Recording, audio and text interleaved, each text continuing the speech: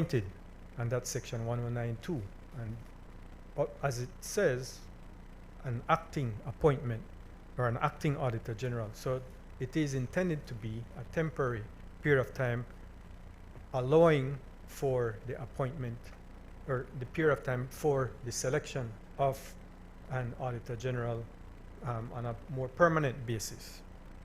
So that is what I understand this motion to be about, for a temporary acting appointment, that in spite of it having to be acting, it has to go through the process as set out in section 109(2), which means it has to go through the National Assembly, including the Senate. That's the underlying basis for why the appointment is intended to be short-term. So I think that, for one, is what this motion really is about, to address a temporary vacuum. I am informed that that process for the selection or the selection of who would be recommended for appointment of Auditor General is ongoing. The position was advertised, and interviews will be conducted in the near future, within the next couple of weeks.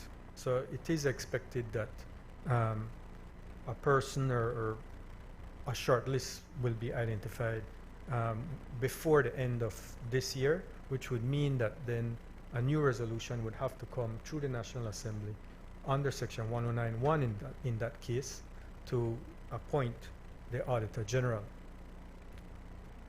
That said, other issues have been raised, and I think it's important that there is some clarity in terms of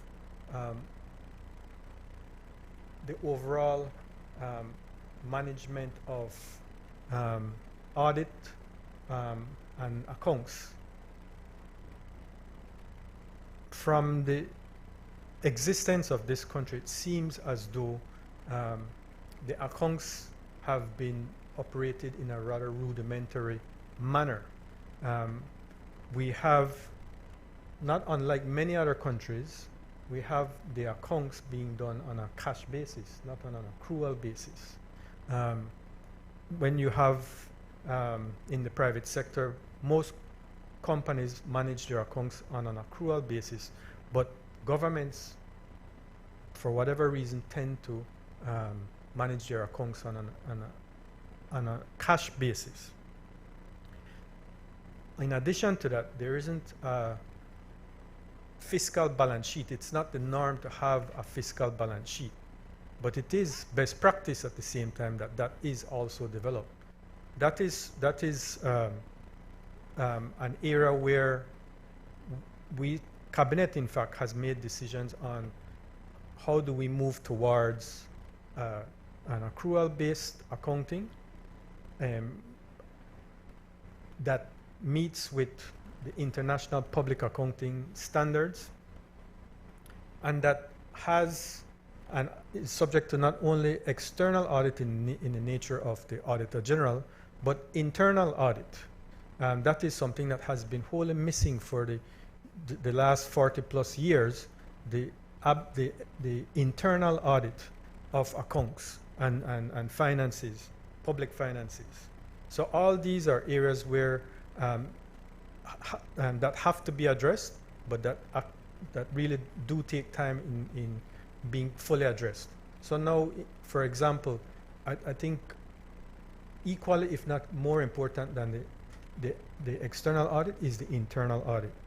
An internal audit bill has now been drafted with support, with consultancy support. Internal audit bill has already been drafted and is being refined before tabled to Cabinet and ultimately to the National Assembly. But certainly we would look forward to the support of all senators when that ultimately comes forward.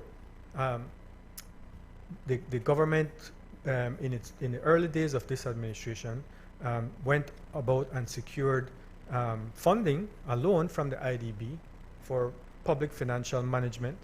That project loan, and that project is in progress. Under that project, we're developing legislation in terms of procurement, central procurement of goods and services.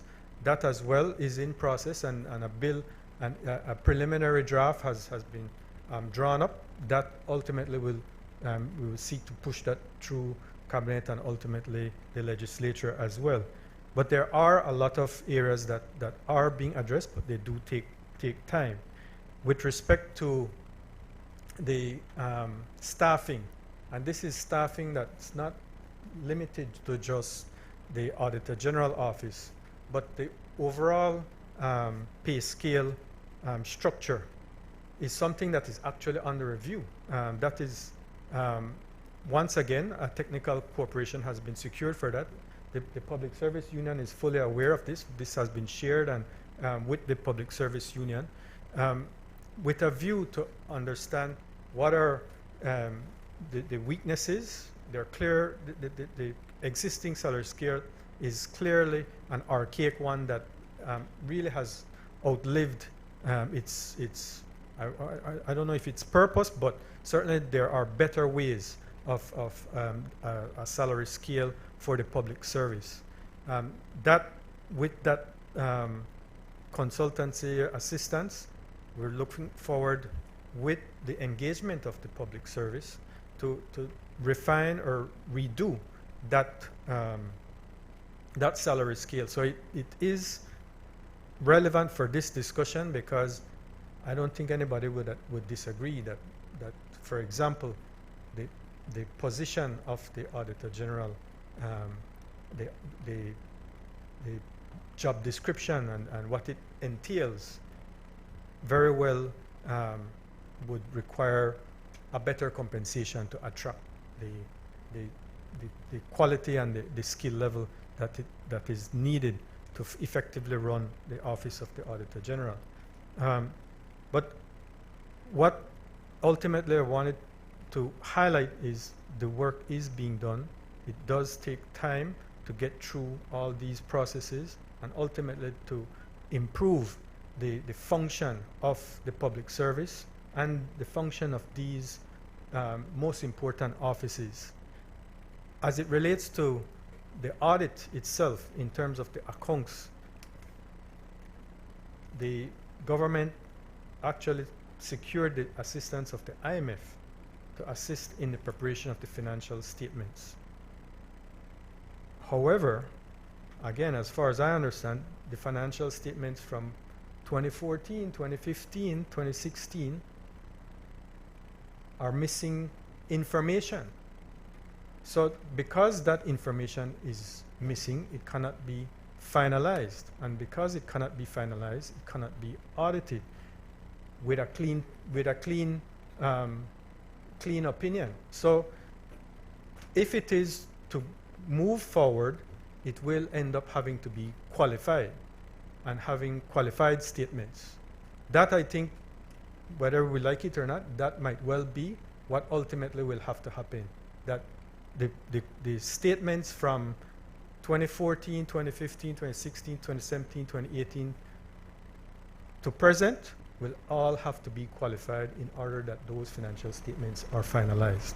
Once that is finalized, then the audits can be completed. But that's, as far as I understand, what is the hold up on those audits. It's going back nearly a decade, where documents, information, data is missing in order to have an unqualified opinion on those financial statements. Thank you.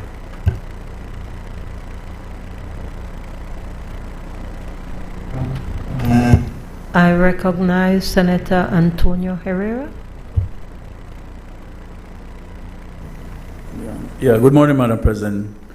First of all, we want to make it clear on this side that we do support the position of the Auditor General. We think, however, that it's wrong timing at the moment, especially to give somebody a 4-month contract for such an important position. As said before, this position has been on hold for 4 years now. We came here and we approved an extension. So they had time enough to find somebody to fill this position during that extension. So today all we're saying that yes, the position is important. Yes, the position needs to be upgraded, especially when it comes to compensation.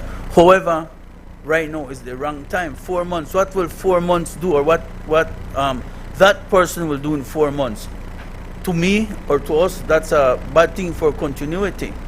You bring somebody 4 months on a big job and then has to leave for the 4 months. I think, and I believe, Madam President, that it's time for us to wait for a qualified person to fill this position. That's all my comments today. Thank you. Madam President, this resolution is critically important. All that has been said by honorable senators has to be taken on board and taken into account. It is not a happy state of affairs to have to come to this honorable Senate to move a motion to appoint Auditor General for 4 months. It is, however, where we are. As has been pointed out repeatedly, we appointed Auditor General. We'll recall that Ms. Bradley had retired and was brought back, and then there was an extension for her. As I understand it, that extension expired in August, and therefore there is no one occupying the post at this time. Madam President, the Constitution was amended in 2001 to address this situation. Prior to 2001, there was no ability constitutionally to appoint an acting Auditor General. And as Senator Corey has pointed out, Section 1092 provides that if after the 15th day of January 2002 the office of Auditor General is vacant, which it is now, or if the whole of that office is for any reason unable to exercise the functions of this House, the Governor General, acting on the recommendations of both Houses of the National Assembly contained in resolutions passed in that behalf, may appoint a person to act as Auditor General. Now, that is where we are.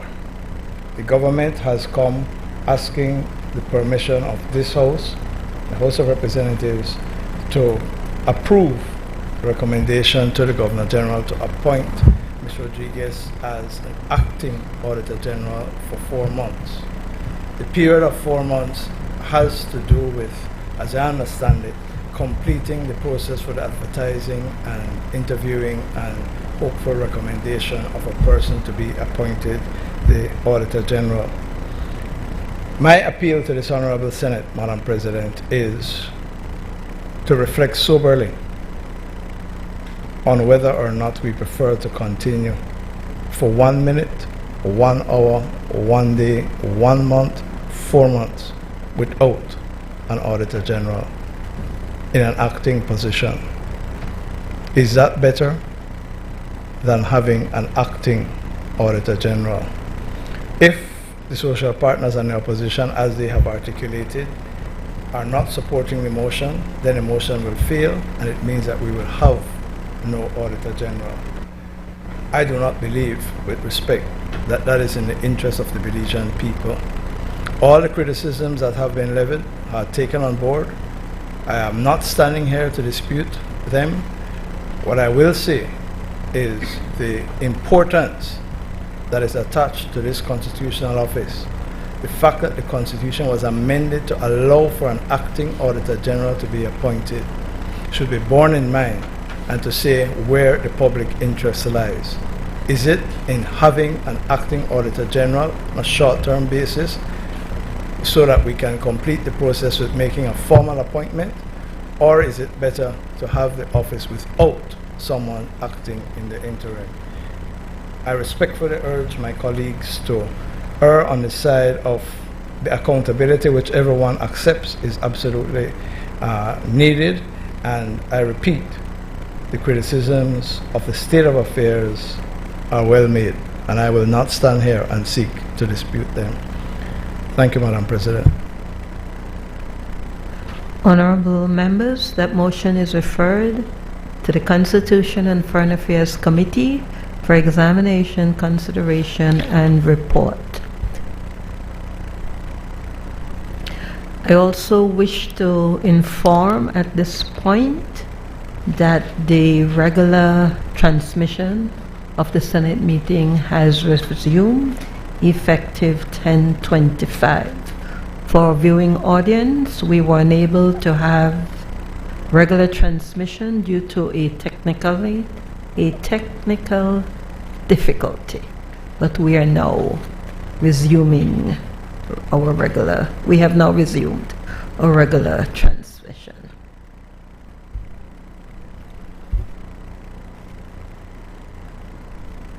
Bills for second reading.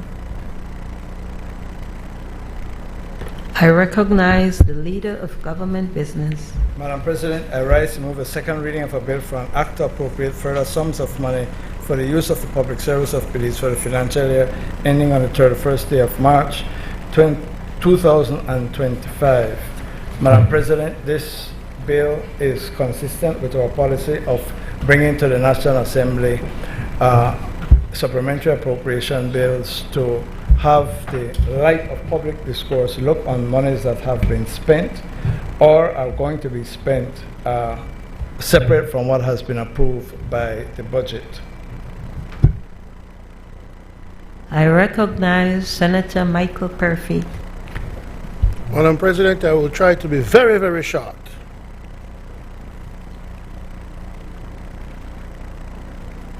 I would like to separate line item 14. Well, Madam President, I see something here in the supplemental for general elections. Now that one line item, Madam President, I fully support, and we fully support. The rest we do not support. So, Madam President, I urge the government to use this money, use every penny to call the general elections now, because you're budgeting for it. And if it comes in a supplementary that is in a budget cycle that will end in March 2025, it means clearly then that the general elections is going to be before the end of March 2025. So don't be secret about it, Madam President. Say what you're going to use with the one. No, to be fair, you're saying what you're using it for. General elections, $343,787. So, Madam President, what they should do, the leader of government business should announce the date for the elections. Announce the date for the elections, and we will support it. Tomorrow, it's too late. Madam President, you know, I think it was Senator Bengushe, when we reeled hell,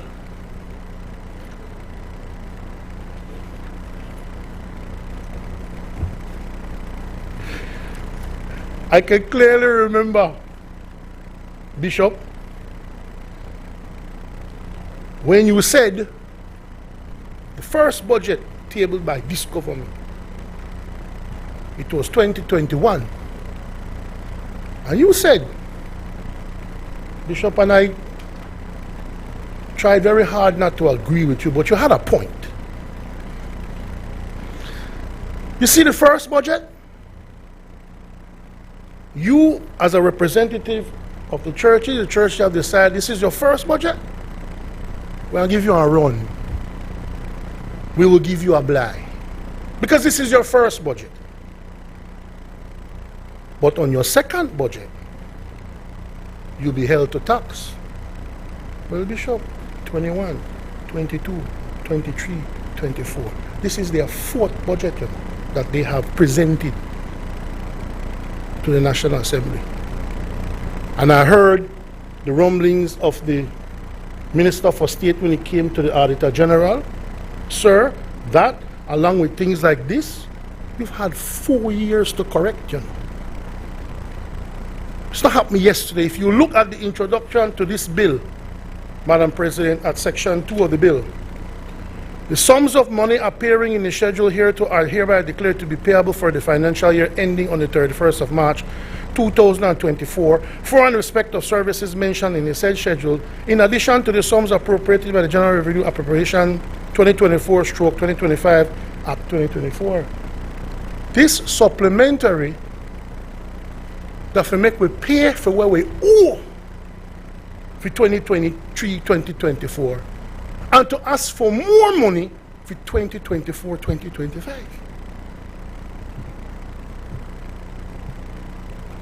You understand what's going on here? Bad planning for 2023-2024 to the point of in a Creole parlance when I say a whore. And you don't have enough because of bad planning for 2024-2025. So now you come to the National Assembly and you say, approve us $106 million.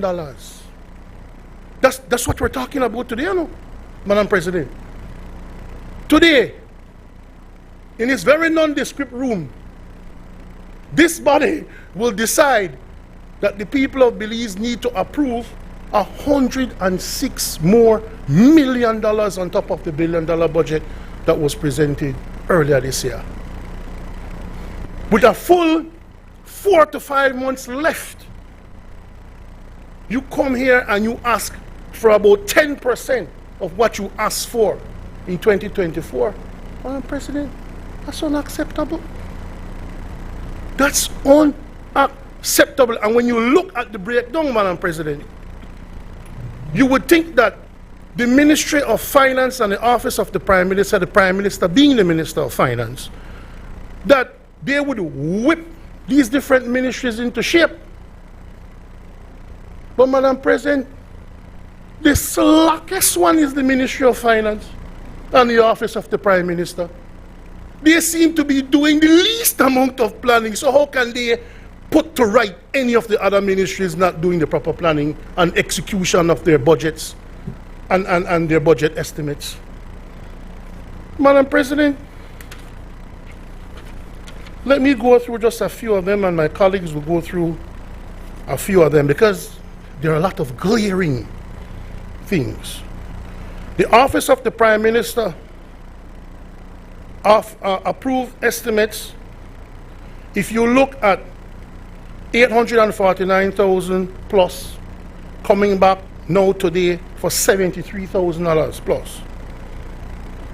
Ministry of Finance was approved 10 million plus, and now they're coming back for 4 million plus. 40%.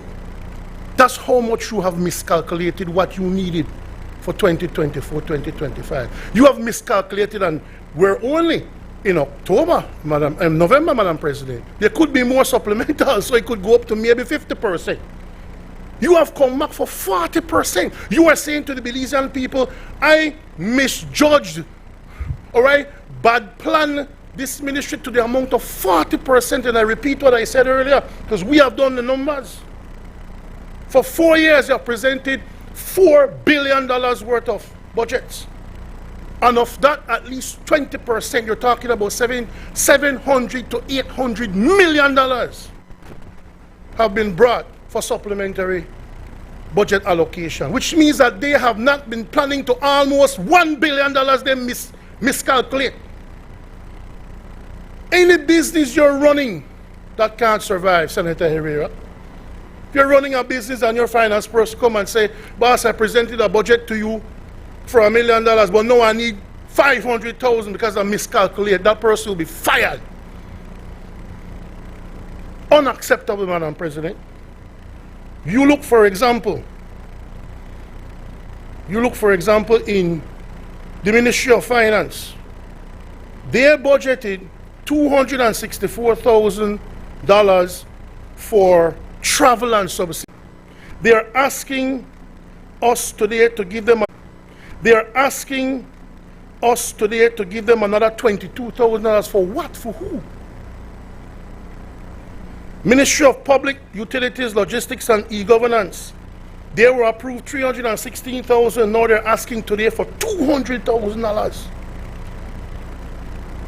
That is crazy. And that $200,000 is just for emoluments, just to pay somebody. Who are you all hiring in that ministry that is going to be paid $200,000 when we just debated an Auditor General bill of a person making $50,000? So don't say you don't have the money to pay who you need to pay. These are lackeys and cronies you're finding jobs for. $200,000 in emoluments. You don't even explain what that is for who. Madam President, well, my friend will deal with National Defense and Border Security. That is a special one. Madam President, Office of the Governor General. You have 20,000 for conferences, workshops, and summits. All right, fine. The Supreme Court.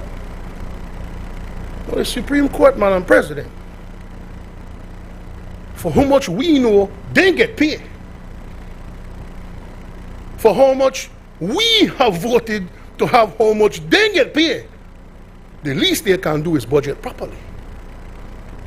You're telling me that you budgeted $0 for Pace Justice, and now you're telling us you need $93,000.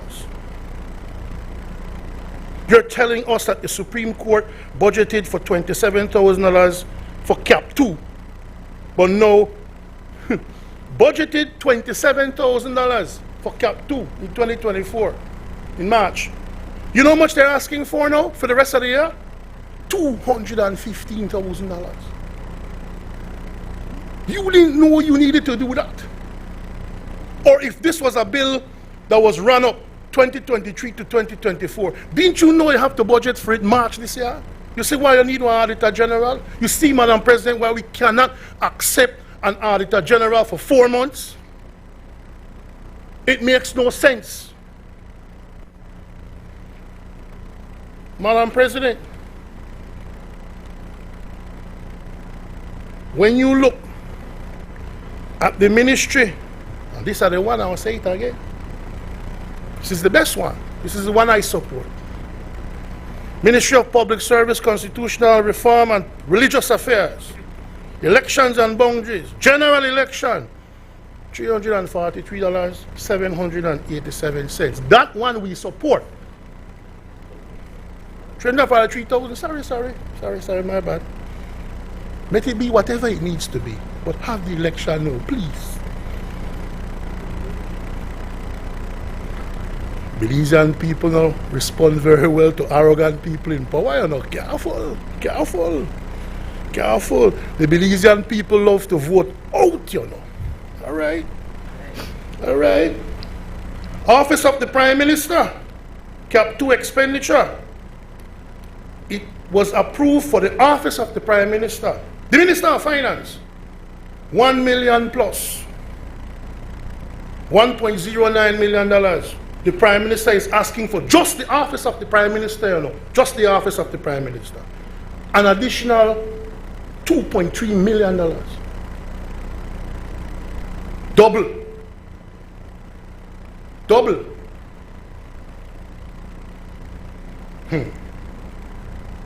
Immigration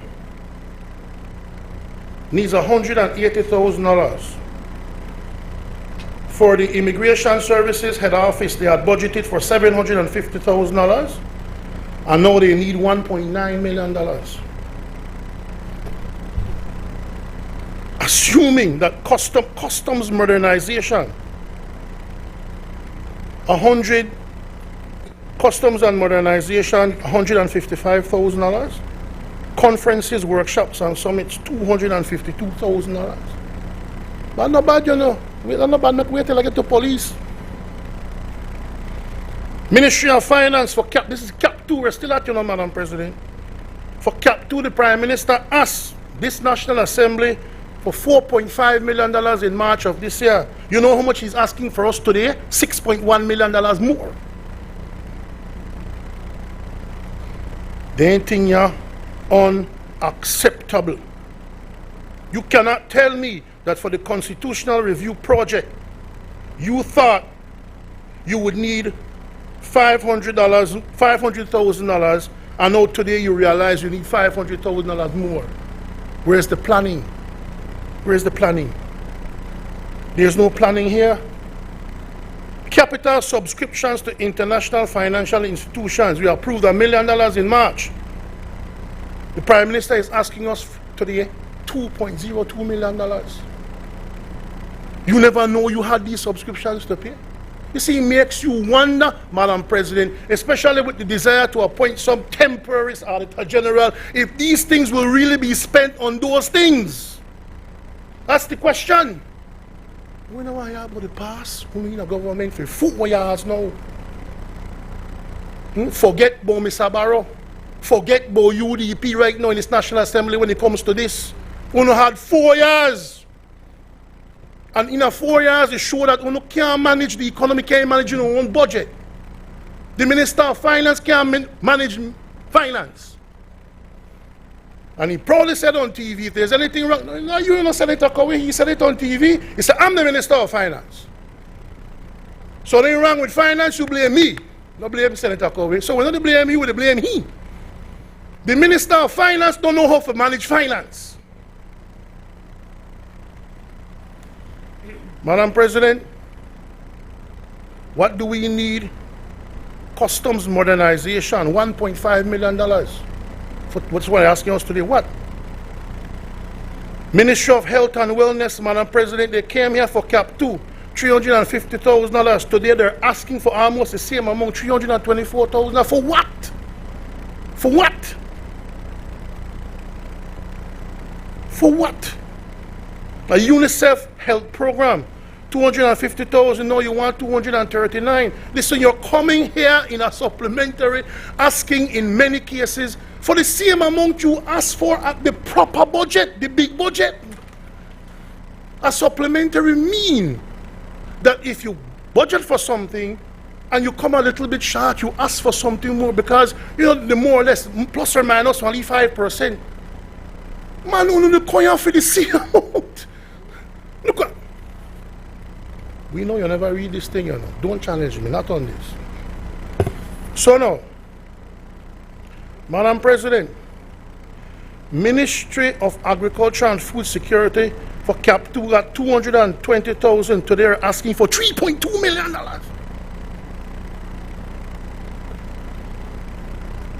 It's at item 22, Senator Colette Montero, where it says Ministry of Agriculture, Food Security and Enterprise. You go right across. It says there, typed out, that for Cap 2, for 2024-2025, they claim they only need $220,000. Now they're asking for $3.2 million. Either you don't know how to do a budget, if you're the minister for that, or this is a hustle. What do you need that money for that you didn't need it for just in March? Come on, man.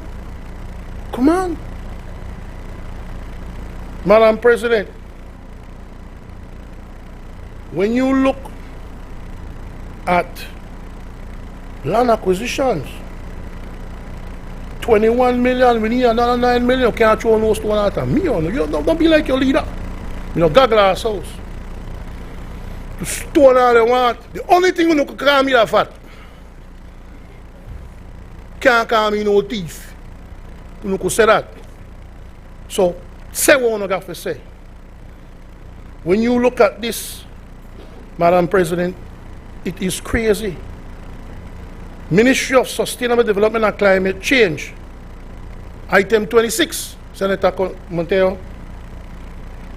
Cap 2, you wanted $534,000. Now you're asking for $961,000. Almost more than double. Madam President, really? Really? Madam President, grocery and food assistance program, we don't know who they get then there. Don't know who they get then there. But they budgeted for that $3 million in March. Now they're asking for $2.5 million more. We know an election is close, and you have said that you will call it by the end of March. But this is glaring politicization of the system, man. When your own Minister of Human Development says she don't believe in that. Remember when you first got elected, she don't believe in that. No more Dan. That's what she said. Not only that you love Dan to the amount of $3 million, you're asking today for $2.5 million more. How much you love Dan? Madam President, Ministry of Infrastructure Development and Housing. And Madam President, you inquire over that Belcan Bridge soon, you know. You inquire over that. Because who will get hired to do that? And at what process? But Madam President, Ministry of Infrastructure Development and Housing asked for cap 2, $5.1 million for the 2024-2025 budget cycle. You know how much they're asking for today, Madam President? $13.7 million. What uno say happen between now and March? What uno never say from this March? What? Upgrading of San Esteban Road, man, uno stop uno fool, man. How you want us today for $3.1 million to do that when in March, just a few months ago, you said you only needed $127,000. So come all of a sudden now, you need $3.1 million.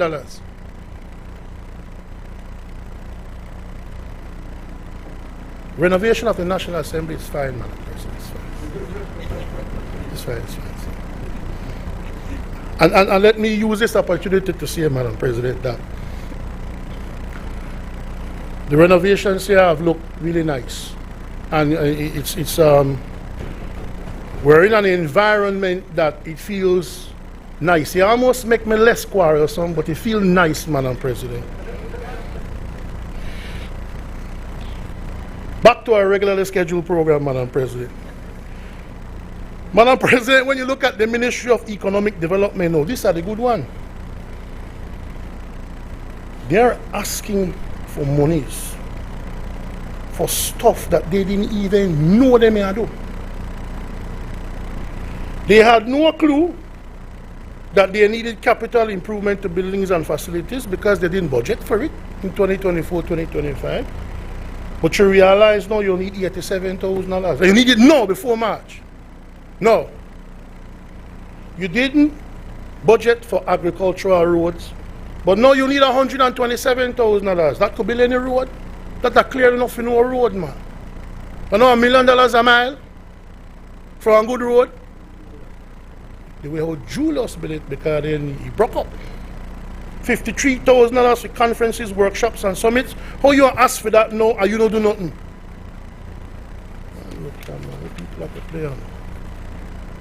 Madam President, Ministry of Rural Transformation asked this Honorable National Assembly for $200,000 in March. You know how much they're asking us for today? $8.4 million. For so many things that they didn't even budget for in 2024.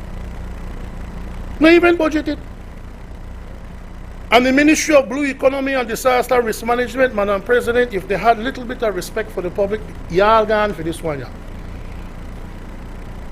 The entire supplementary is for things they didn't even budget for in 2024, in March.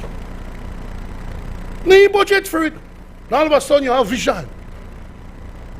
You budget nothing for Cap 2. But now you need $1.9 million. I don't understand it. Ministry of Health and Wellness, you needed nothing for Cap 3, but now you are getting or asking for $2.6 million. Ministry of Education, Culture, Science and Technology, $1.9 million for digitization of indigenous Maya movement and legacy Creole recordings documents. You had $1.9 million. Now you're asking for $6.9 million.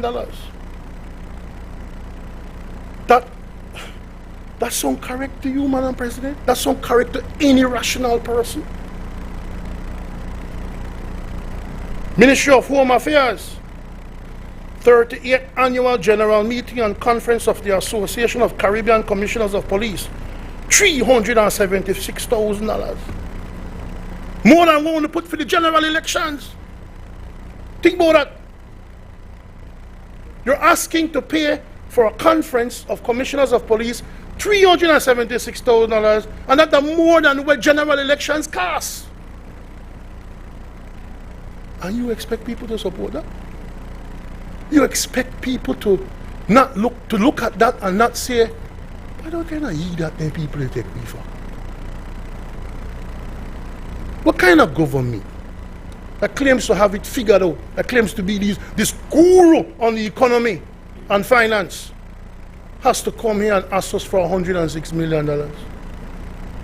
Madam President, this is disrespectful and out of order, and we do not support this.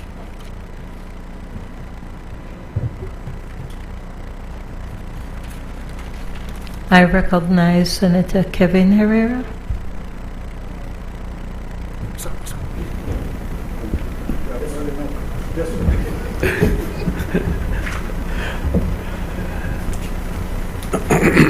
Thank you, Madam.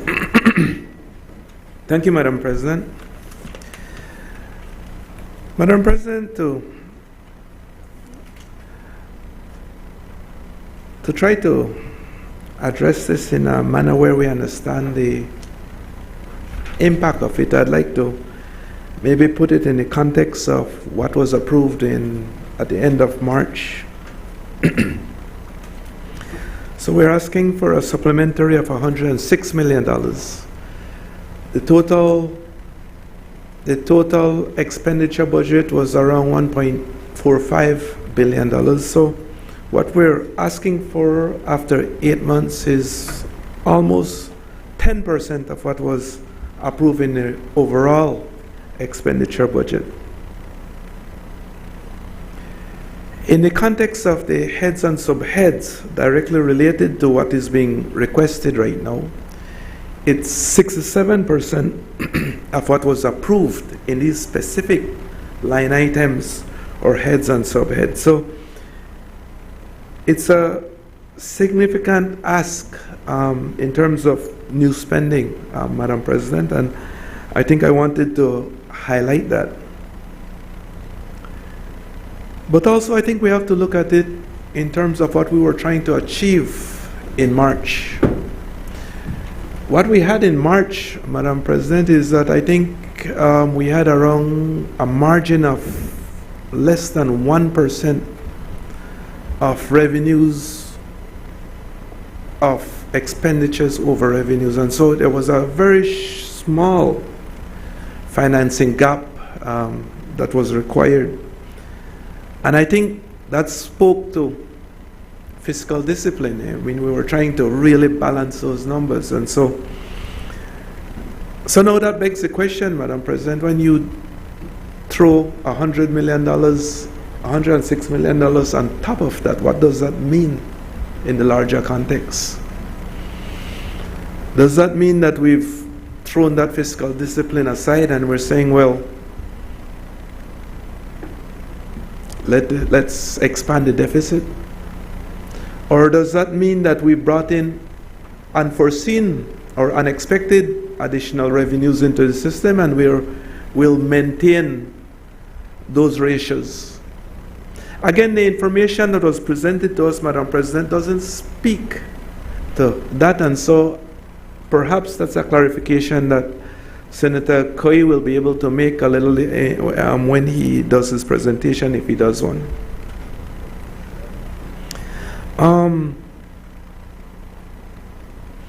Again, I think in terms of where we are and what we intend to do, Madam President, I am hoping that the administration will maintain will seek to maintain fiscal discipline, because we've all been down the road before where we had these burgeoning debt, and those had to be brought back down, and you know, I've always commended the current administration for bringing down that debt, Senator Koi especially, in terms of the work he did, in terms of bringing that overall debt from 130% to where we are around 68% right now. But I'd like to maintain that discipline, Madam President. I wouldn't want to go back to where we were. I mean, that's something that I think was very dangerous to us. It could have created a lot of problems in terms of payback. I mean, when you look at what was required to service those debts,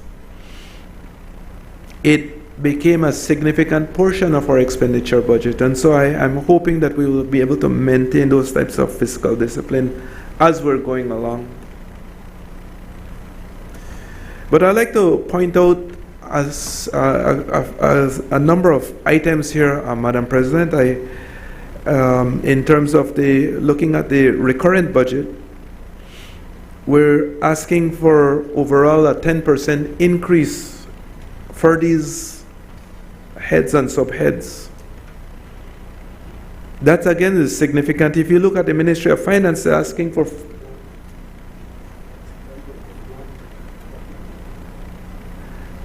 well, it was budgeted in the heads in the approved estimate is 7 million. Yes, that would be 1.8. I'm sorry. Yeah. But again, that would be what, about 8%? Yeah. No, I'm looking at it in terms of 10 million compared to the $87 million, just for the head and subheads that were listed here. Yes. No, yes. Yes. So it's not a small amount, Madam President. I mean, when you look at the Ministry of Finance, we had an approved of $10 million, and now we're asking for $4 million. That's a 40% ask in terms of new expenditures or additional expenditures. I especially want to highlight, Madam President, the Ministry of National Defense and Border Security. I flagged this item two times in the last two budgets. The Ministry of National Defense and Border Security seems like they're copying and pasting previous budgets, and the numbers really didn't make sense. I highlighted this in my budget presentation both last year and this year. In terms of the new personnel, in terms of what was required in supplies, and it just didn't make sense. And so it's not a surprise to me, Madam President, when looking at these numbers again today, I'm looking at the Ministry of National Defense and Border Security is asking for $3.3 million more, or 15% of the $19 million that was budgeted earlier. Now, Madam President, you're looking at there's this, and we've seen it several times in the evening news, where soldiers and our security forces are complaining about the conditions under which they have to work, the resources that they have at their disposal. And I feel that the head of these areas, whoever is responsible for budgeting, should take this process very seriously in terms of trying to get the resources for our soldiers. You know, however we feel about the United States, you know, it's always amazing to see how much emphasis they put on their military and their people who are serving in that regard. I would hope that we can do the same for our soldiers and our security personnel, Madam President. And I think those in the Ministry of Defense, the leaders of the Army, the commandant, I think it's imperative that they look at the budgets very seriously at the beginning of the year to make sure that they can approve the resources that the security forces need.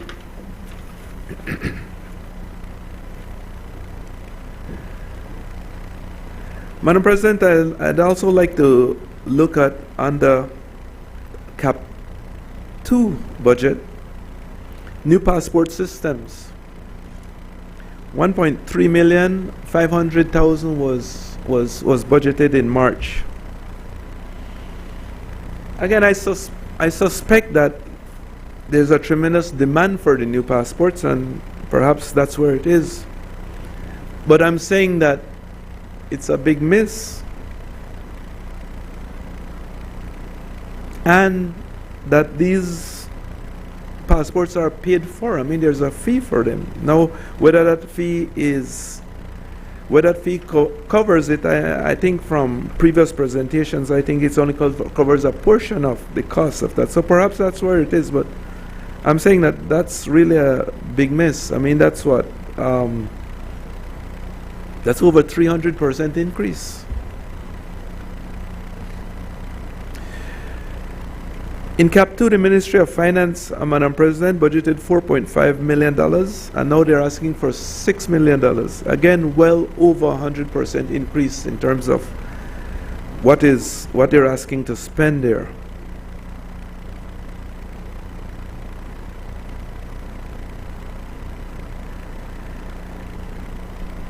Madam President, I want to highlight the Ministry of Agriculture and Food Security Enterprise. Again, an extremely important ministry.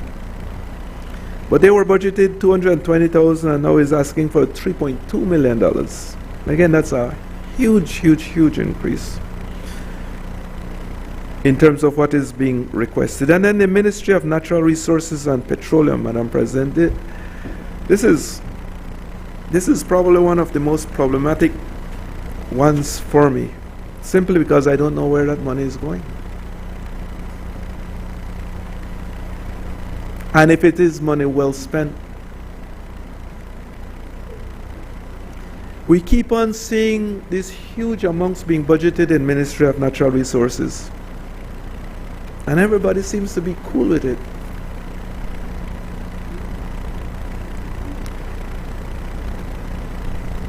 This is probably one of the most unperforming ministries ever. And we just keep on throwing resources at it. This is where so much of the fleecing of this country's resources takes place, and this is where we're putting in all this money. And there's no end in sight. And there seems to be no interest in fixing it. It's the worst part of it. This is a ministry that featured very prominently in our investigation.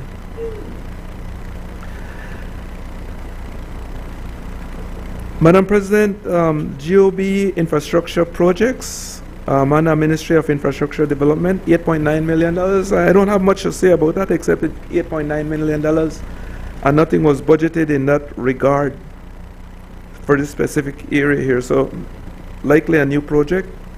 Just wanted to highlight that. I think though, Madam President, is what we're looking at is we have all these additional spending that are taking place. A lot of money that is being put into these things. And some of them I'm sure are excellent projects and probably will have an impact on the Belizean people. But one of the things I would hope that we could see at some point in this process, Madam President, is for us to have qualitative audits. That when we spend this money, that we're actually getting value for it. Because we all know that activities in many respects are good, but there's also a lot that can go wrong in activities. When you want things to happen, create activities. The easiest place to hide a tree is in a forest. And so I think that we just need to make sure that we're getting value for money for these types of monies that we're spending, Madam President, and we should put some effort into it in terms of making sure that we bring in the audit people to make sure that the monies were well spent. Again, we're a country, Madam President, where there's so much need in this country. I mean, every day we see people in medical situations really needing help. We see kids going to school without adequate supplies, food in some cases. And I think we owe it to them that we have to do our best in terms of getting value for the money we're spending. Sometimes I think that point is lost in these exercises.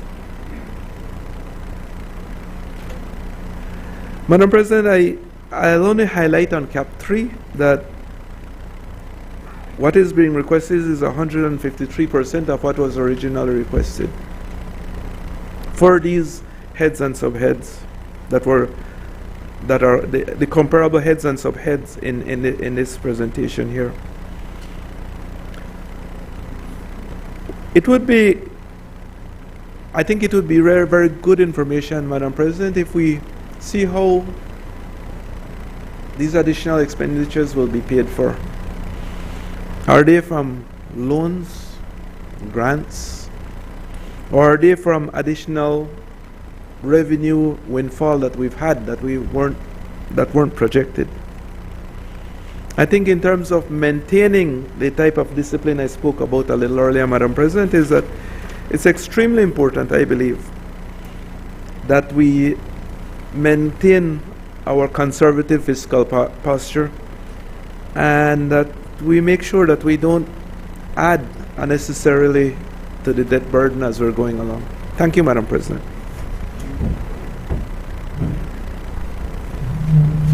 I recognize Senator Bevington Cal. Thank you, Madam President, and good morning to our colleagues here as well. Madam President, with your permission, I would first like to congratulate Speaker Woods. Again, she's a good friend of mine for being elected the chair of the CPA small branches. It's always good to see Belizeans, holding these positions, and we feel really proud of her. Actually, like you rightly mentioned earlier, that I was with her in Guyana for one of the conferences as well, and she is well respected individual representing Belize, across the region, and I felt really proud to be part of that delegation with her. The amount of respect given to us as Belizeans when it comes to this aspect and position, Madam President. So I want to congratulate her and letting her know that we're really proud of her being a Belizean woman representing Belize. Madam President, back to business, like my good friend Senator Perfit mentioned earlier.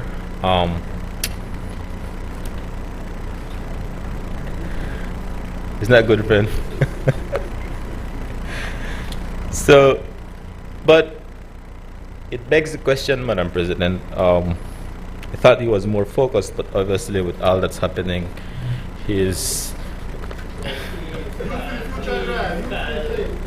I won't call any name or call any building. I'm just saying my observation, Madam President, when it comes to the budget, because this is serious business.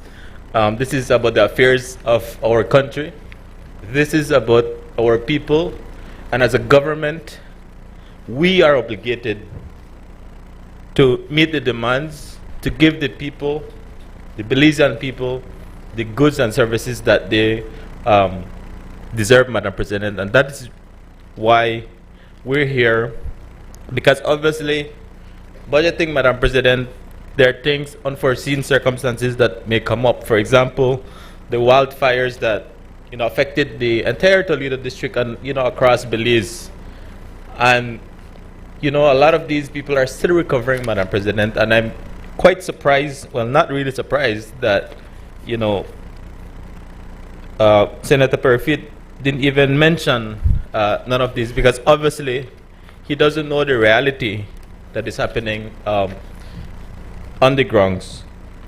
When it comes to Cap 2, line item 22 under Ministry of Agriculture, Food Security and Enterprise, Madam President, is Senator Perfit telling our farmers, especially in the north and western Belize, that we should not support them when it comes to difficulties that they're being faced with at the moment. Again, the government is stepping up to the call of the farmers, and we need to support them, Madam President, because obviously we need to have a sustainable country. We need to make sure that our country, our Belizean people have the food, and of course also supporting the export market, Madam President. And we have, like you rightly mentioned earlier, that a significant amount of this budget is allocated to the Ministry of Agriculture, and we also want to thank Minister Maya for all the work he has been doing in the agriculture sector. I think from since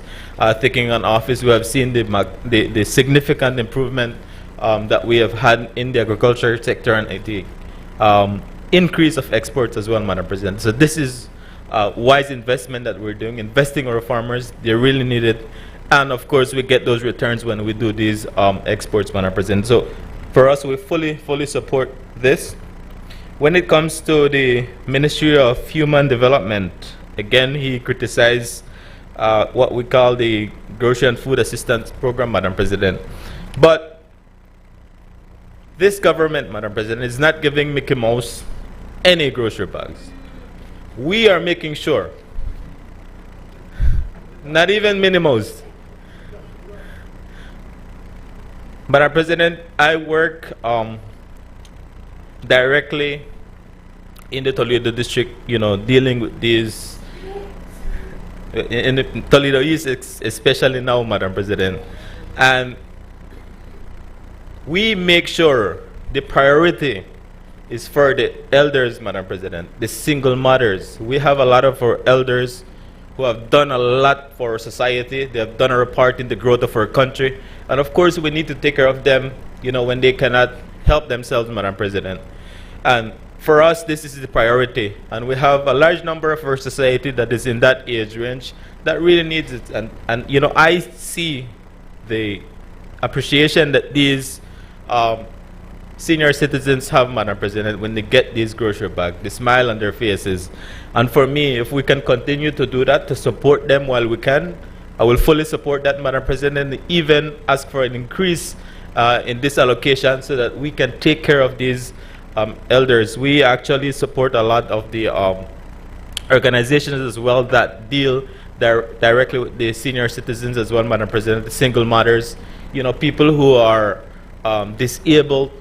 These are the people who are getting these grocery bags, as we call it, and they're really appreciated, Madam President, and I fully support that. In the Ministry of Infrastructure Development, and of course we want to commend the work, one of the best Minister of Infrastructure Development that we have, the Honorable Julius Ispat, Madam President, the work he has been doing.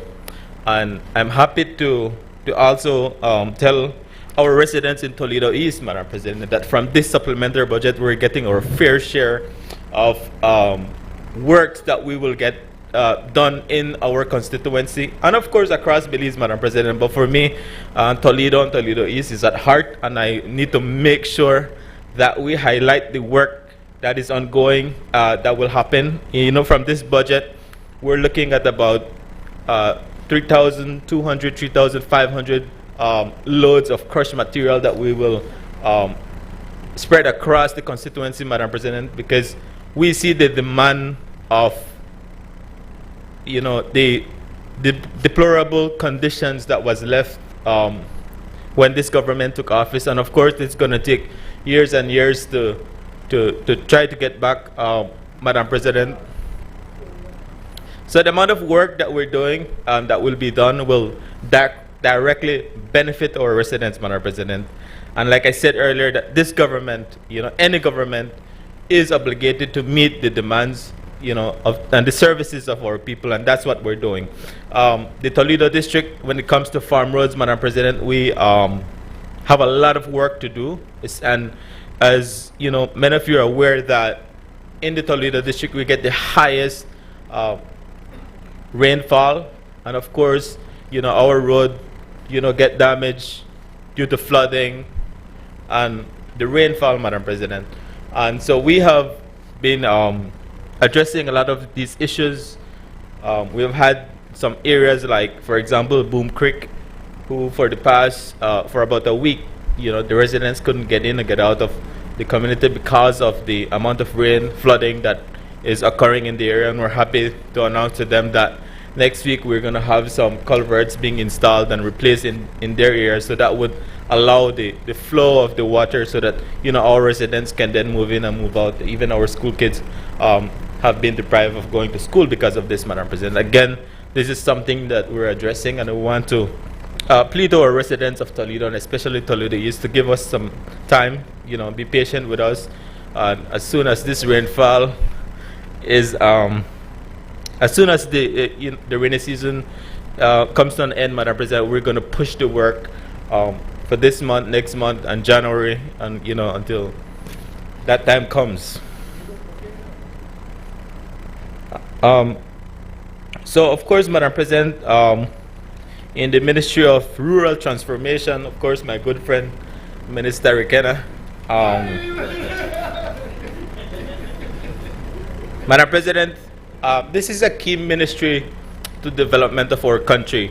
Again, highlighting Toledo East and Toledo West, that there's still some communities who have issues when it comes to their water system, Madam President. And we have been, at least this government is hard at work to make sure that we deliver and make sure that we give them this basic human right of having access to potable water, Madam President. And this government is hard work at that, and I'm sure that some of this budget will go towards the purchase of a brand new well rig that will be in the country, I believe, the first week of December, Madam President.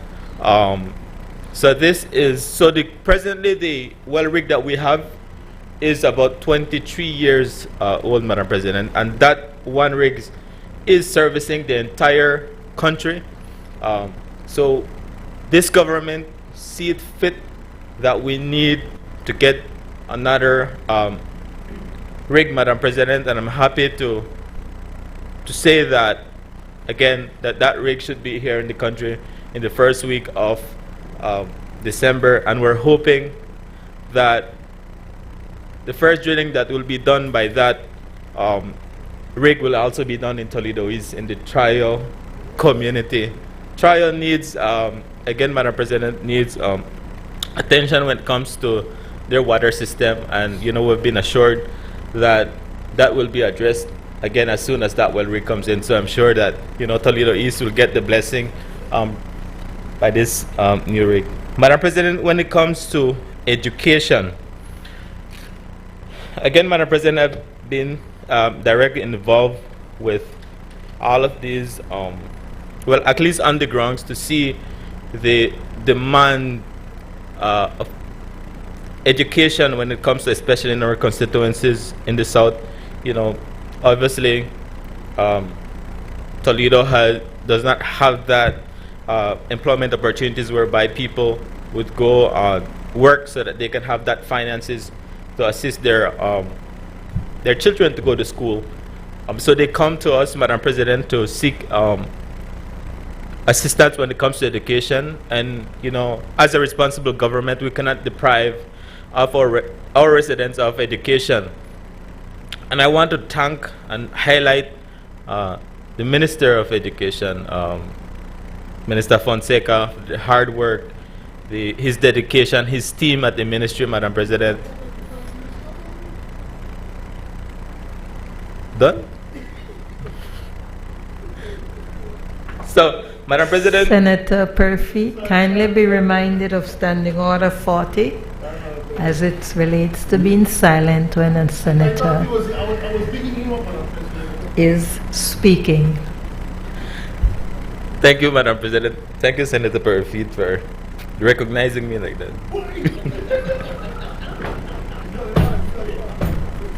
Madam President, but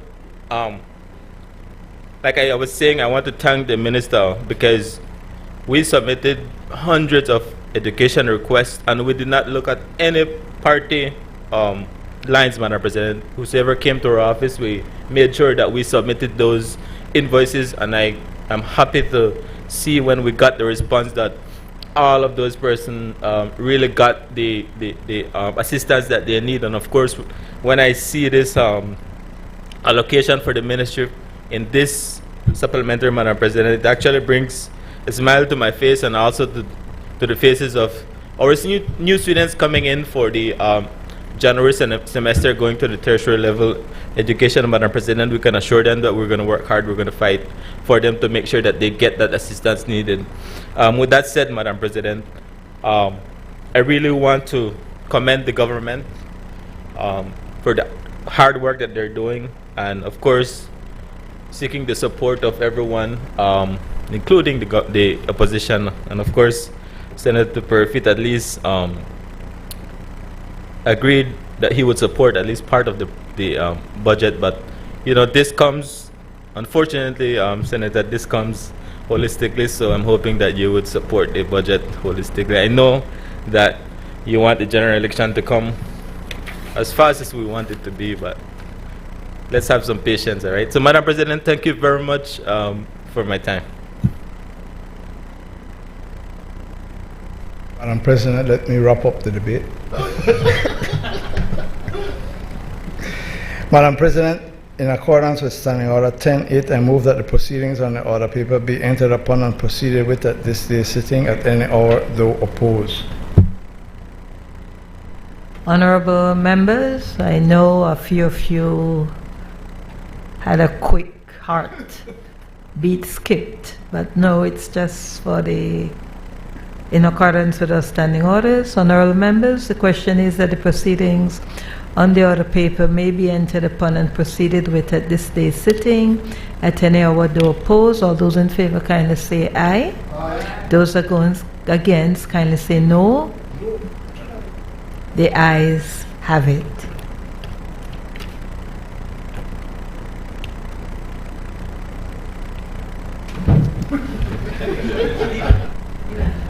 I recognize Senator Bishop Alvin Bengushe.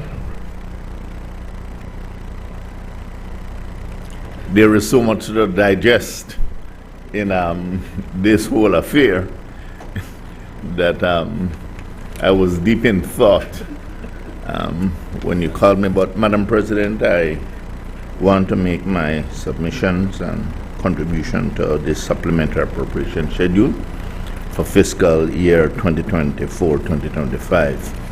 Madam President, allow me, however, to remind the Senate that in this month of November, the Garinago, I need to correct myself insofar as that whether the noun is properly used. The Garinago are celebrating their different activities and will be celebrating the great day of the 19th of November. In this month of November, it is important to be able to speak to that, especially in light of the activities that have already taken place and the activities to come. It was in this week that they also had the selection of the Queen. I want to commend all the young people from the various districts who participated and those young ladies who made us proud as Garinago. And I think I'm very heartened when I see these young people participating in the way they have, because at least it gives me a very good indication as to the future. And I can say that with these young people, the future is in good hands, especially insofar as the culture is concerned. Madam President, I want to perhaps just speak to two specific issues insofar as the supplementary appropriation is concerned. And normally what I try to do is to be able to twin the Ministry of Natural Resources Petroleum and Mining with the Ministry of Infrastructure Development and Housing insofar as land is concerned, and also insofar as housing is concerned. And I have made some contributions on this aspect in the past, and I think it is very appropriate, especially in the supplementary appropriations, that as we speak to these specific issues, that we pay much attention to it. And I say that, Madam President, because I recognize, especially in the area of land acquisition, which we have spoken about in the past, and I can see that which was appropriated before and that which is been asked for at this time under the Ministry of Natural Resources, Petroleum and Mining, under land acquisition. And I know that we have had discussions on this in the past, and while I was very supportive of it, and I still am, to an extent, because I recognize that some of these land acquisition also is a part of the housing development that the Ministry of Infrastructure Development and Housing is presently engaged in. And I can see the positive effects of that, especially down south. And I especially want to single out Minister Zabani and the work that he's doing out and down south, especially the Stand Creek area. And so where you see good, it is important to be able to point this out. But there are also some concerns. As I said, and one of the things that I'm mindful of is that we're going into that period of elections in time to come. And one will have to be careful how we continue to manage this aspect. And I'm speaking especially to, as I mentioned before, land acquisition, and also the Ministry of Infrastructure insofar as housing is concerned. And while I can appreciate and understand what, for example, a person like Minister Zabani is doing out down south, I would have some concerns. Not only have I heard, but I have also seen where, especially insofar as land acquisition is concerned, who are some of those persons or people benefiting from that aspect in other areas, especially insofar as the city is concerned and some areas of the city. And I think it is important to be able to understand that as land acquisition is done, especially insofar as for housing development purposes, that the people who need it most are the people who will most benefit from these things. Single mothers, young people who perhaps would want a good start, and perhaps they having a piece of land or having a house would give them a good start. I want to continue to impress upon those who are responsible for these two ministries to be able to take these things into consideration.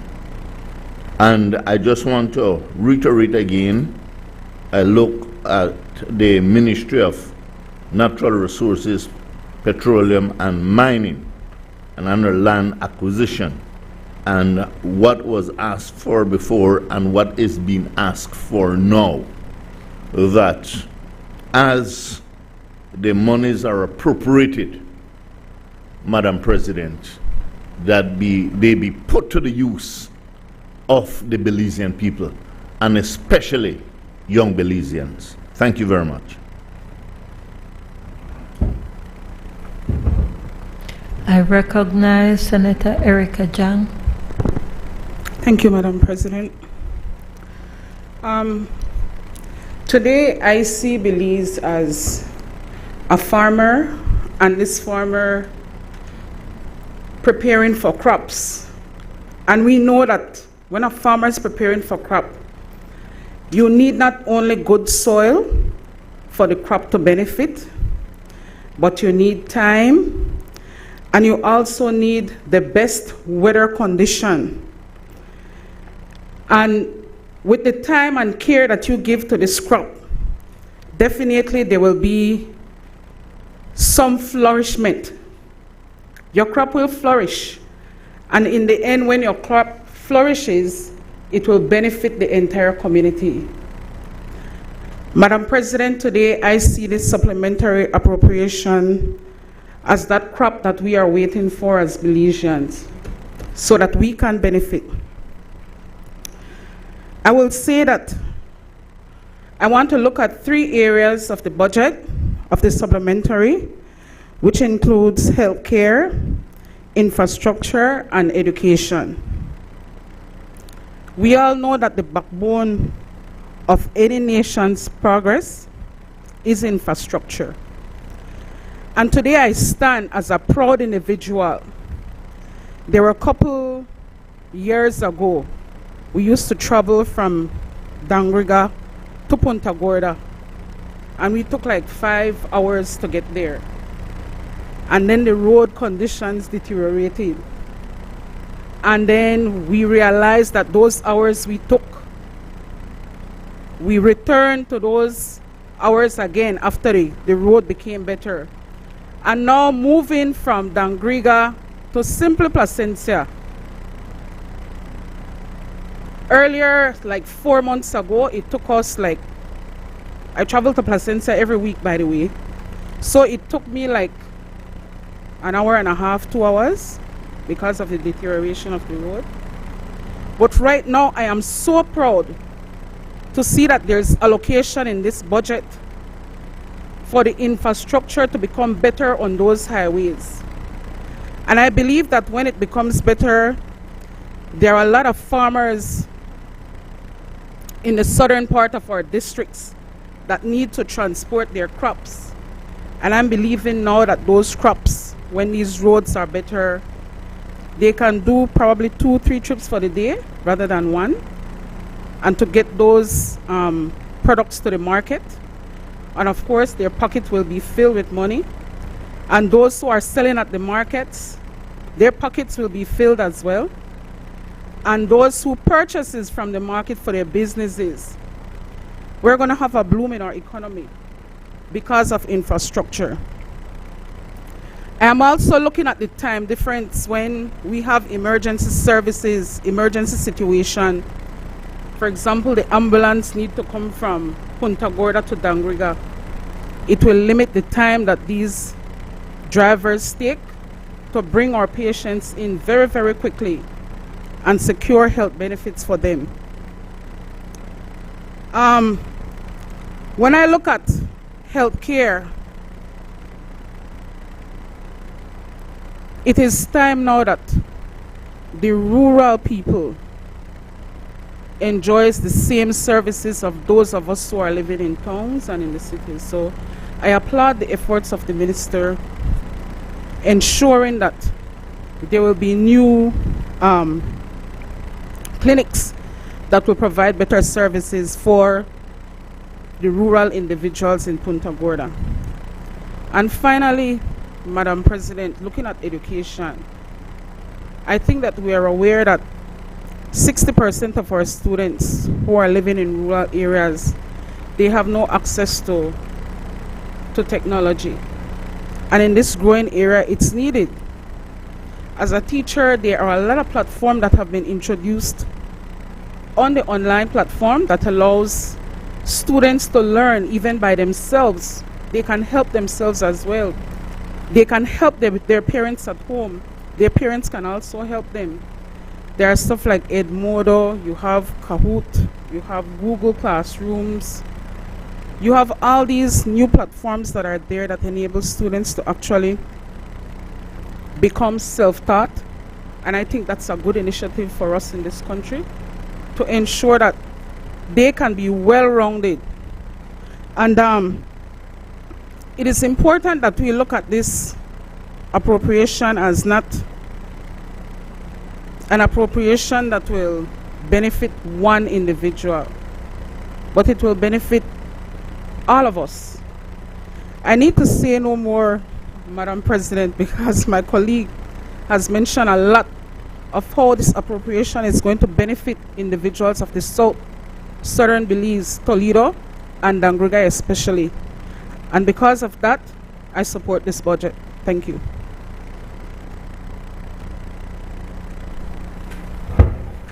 I recognize Senator Glenfield Dennison. Senator Jung, can you take off your mic?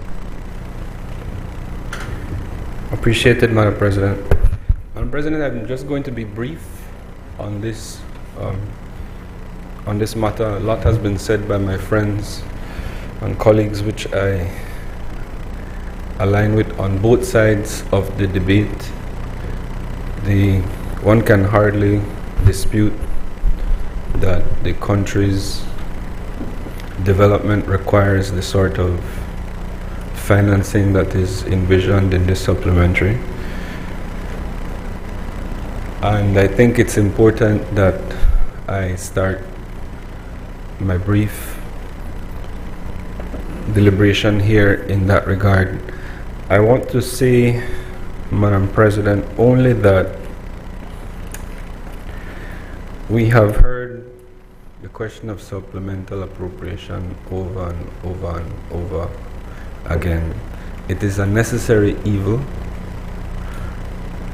and I appreciate that insofar as there may have been underestimates created by natural disasters or things that would have led us in a position that we could not have foreseen, that it is an important function of Parliament to permit the executive to be able to do the work that is necessary.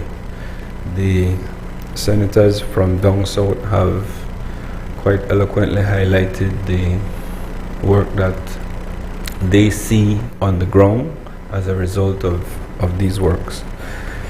So, Madam President, I really only rise to ask a few questions. The first being whether we could have some deliberations or explanations as to why it is, in the face of all the best practices that exist in relation to budgeting, that some of the line items either, and I make the exceptions already earlier, I'm not asking about those, some of the line items really did not anticipate the sort of spending that would have been seen in March. Or I correct myself, Madam President, because I know that the budget process is a lengthy one and that it does start sometime around now. Senator, Minister of State will correct me if I'm wrong, but I know the budget process is not a simple one. It does start in the line ministries sometime around now, and the FOs and so are putting together what they believe to be their budget, and they're trying as best as possible with information that they have to plan for the year ahead. And so I understand that there will be allowances needing to be made when we get to this time of year, a full year after they would have planned, where some things, exigencies of the circumstances now show to them that there were things that were missed. I perfectly understand and appreciate and accept those things. Where I am forced to draw a line, Madam President, is insofar as budget proposals that I think are reasonably foreseeable. The issues such as conferences, I think, is something that we can at least plan for in the year ahead. The questions that were raised by my friend as it relates to the infrastructure development, I want to say and echo, Madam President, that I think we have had the most competent Minister of Infrastructure Development in my knowledge of government. And so I want to challenge him. I want to say that I am very confident in him and his team to be able to plan for the limited road network that we have, so that we know which parts of the road to broke up. Senator Jang is right. The roads down south do fall into disrepair. But we know these things, Madam President. The one in the coastal road has started to deteriorate. And so I think that especially that ministry, and I cast no aspersions on the other ministries' ability to do the same thing. I think they can. I just know that or have confidence in the minister that he could corral his team to say, here we go on. We have 5,000 miles of road, 4,000, 3,000 miles of road. Plan ahead. These were the ones that have been recently developed. These were the ones, this piece, there's a terrible piece of road, Madam President, between, I believe, Gardenia and Los Lagos. The rest is very beautiful to drive on, Madam President. But that particular piece is left, and I don't know why. Perhaps the budget was not there at the time, but I know, I have full confidence that, you know, if we take a holistic look at these matters, I am sure that that ministry can work out in a very method that is simple to follow, based on a metrics that they can work out, knowing what we have done, where we'll need the work, at least in the next 2 or 3 years ahead. Because, Madam President, it's not that all the areas of the road deteriorate at the same rate. The areas right before Mullins River was subjected to heavy flooding, and we understand and appreciate that those things can't always be planned for, but we know we have a hydrology department that is able to look at where those issues can rise. I heard the chief engineer able to catalog when works would have been done on specific culverts that would have failed, and so I challenge not only the minister, Madam President, but the public servants in the ministries to do their part to present budgets that are further ahead than simply the financial plan for the year, and to create a holistic plan for all the bridges that need to be changed, all the culverts that need to be put in. I know the ministry has benefited greatly from the purchasing of equipment that now allows it to do works that we would normally have to contract out.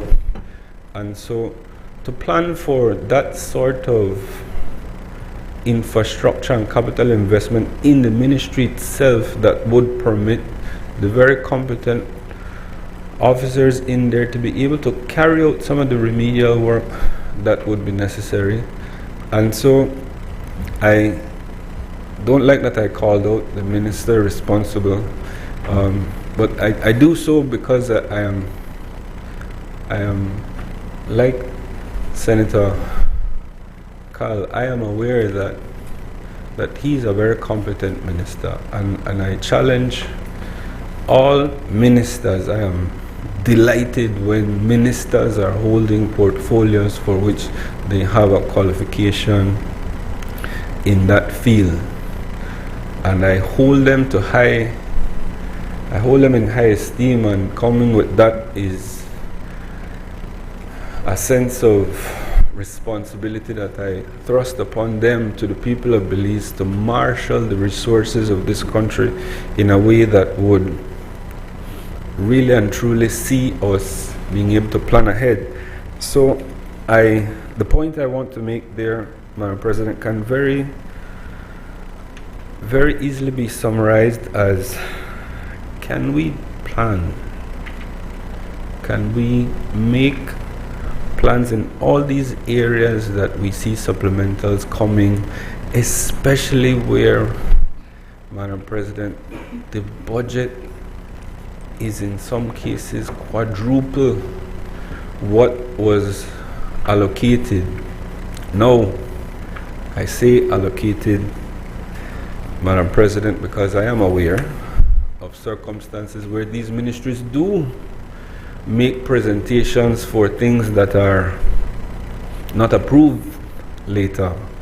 And so I call on my friends in the Ministry of Finance, my colleague, to take a good look at the numbers that are coming out of the technical people, and let's be uncomfortable about whether the budget is so well balanced for a year or two.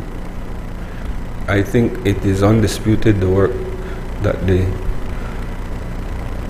Minister of State and the Ministry of Finance has done over the last 4 years. I commend him, and I say let's now look at ensuring that the things that he has heard me say earlier, Madam President, I was delighted that he heard me.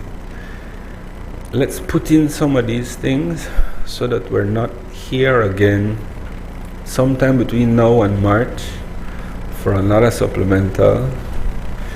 And when I look at the budget for April, Madam President, I hope not to see that these line ministries left out or did not account for or still go back to the amounts that they had requested in 2023, 2024, 2025, and they're making the same request for 2025, 2026, when they know and appreciate that particular line items would have been deficient, and they had to come back and ask for supplementals. Wildfires aside, Madam President, I join with everyone who would align themselves that there needed to have been a response to the wildfires. I don't know, it was so unprecedented, Madam President, that I do not think any government, any technical officer would have been able to foresee the extent of the damage and the need for the sort of social assistance that would have been needed to be brought to the farmers and the citizens of Belize from down south. I applaud any effort to assist them in that regard. And so, Madam President, the question that I want to leave with, Madam President, is, can we take a sober reflection in the next budget process that is going to start either very shortly or has started, and ensure that instead of trying to balance the books in a way that looks appealing to our outside partners, that we try to reflect the real position, because I don't really understand budgets like that, Madam President. I can't, like my friend from the chamber, analyze it with statistics, or my friend who is the minister explain, in great detail what the numbers look like. But I represent the working people of Belize, Madam President, and I can tell you, they feel like whatever the budget is, whatever GDP, whatever, they don't understand that, but what they understand is how, when their money is not enough and they don't have the ability to request a supplemental, how they feel, and they're hurting, Madam President. And so if it is that we need to do the budget in such a way that spreads the funds that are actually required to get the programs on, to pay people what a living wage is, then let's do that, Madam President. Let's do it properly, and let's not be back here quarreling about a supplemental, except in the circumstances where we really need to. I thank you and I yield. I recognize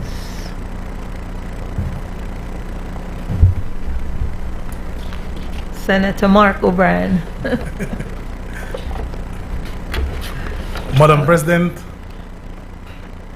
let me just clarify that we do support development, we do support public service, we support aid to the farmers, to the vulnerables, to the elders. We're not disputing in that regards. However, Madam President, the Supplementary Appropriation Act bill seeks to appropriate sums of money for the use of public service as a result of unforeseen circumstances. We have to question where is the plan, because when it comes to fixing of the road, helping the elders, the vulnerables, those things could have been put in a plan, and we didn't have to come to a supplementary appropriation bill for this, Madam President. When you think about a budget, a budget must be carefully planned and put together by ministries and offices that have expertise, experience with previous year's allocation, projections, expenditure. It's a tedious process, a very tedious process, and we know that. But there must be a plan. Our budget is never 100% accurate. We know that. You might go above a little, you might fall short as well. But with the expertise that is available, we could minimize, call it unforeseen circumstances, but we could minimize these unforeseen circumstances. What particularly struck us, Madam President, is the ministry that's supposed to oversee and make sure everybody is basically in line with their budget. In the supplementary appropriation is asking for $4 million more of the $11 million on the recurrent. In addition, Madam President, if you go to Cap 2, right, let's look at the numbers. For all those line items, $43 million were actually budgeted, right? They're actually asking for $55 million more. So they're increasing what was budgeted from $43 million, Madam President, to now $98 million. A drastic increase. We must plan. Where is the plan, Madam President? It appears that there are money available from revenues collection. If that is the case, Madam President, it appears that the government is just spending, while the people suffer. Why not plan to ease the pain and suffering of our poor Belizean people, Madam President? Remember, the Belizean people, our hearts, we have to look out for them. If you go to CAP 3, Madam President, again, the estimated that was budgeted is $27 million, right? The supplementary is coming for $41 million more. Basically, again, going from what was budgeted of $27 million up to now $68 million, Madam President. What is the reason for the sudden spending spree, Madam President? It gives cause for public and opposition concern. Basically, demonstrate poor planning, Madam President. Like I said, Madam President, we do support development. We support aid for the vulnerables, for the elders, for the farmers, for those that suffered from the disaster of the fire, Madam President. However, we need to ensure that we plan properly and ensure that what we plan, when it's executed, it is accountable and transparent as well, Madam President. Thank you. Senator Christopher Cowie. Thank you, Madam President.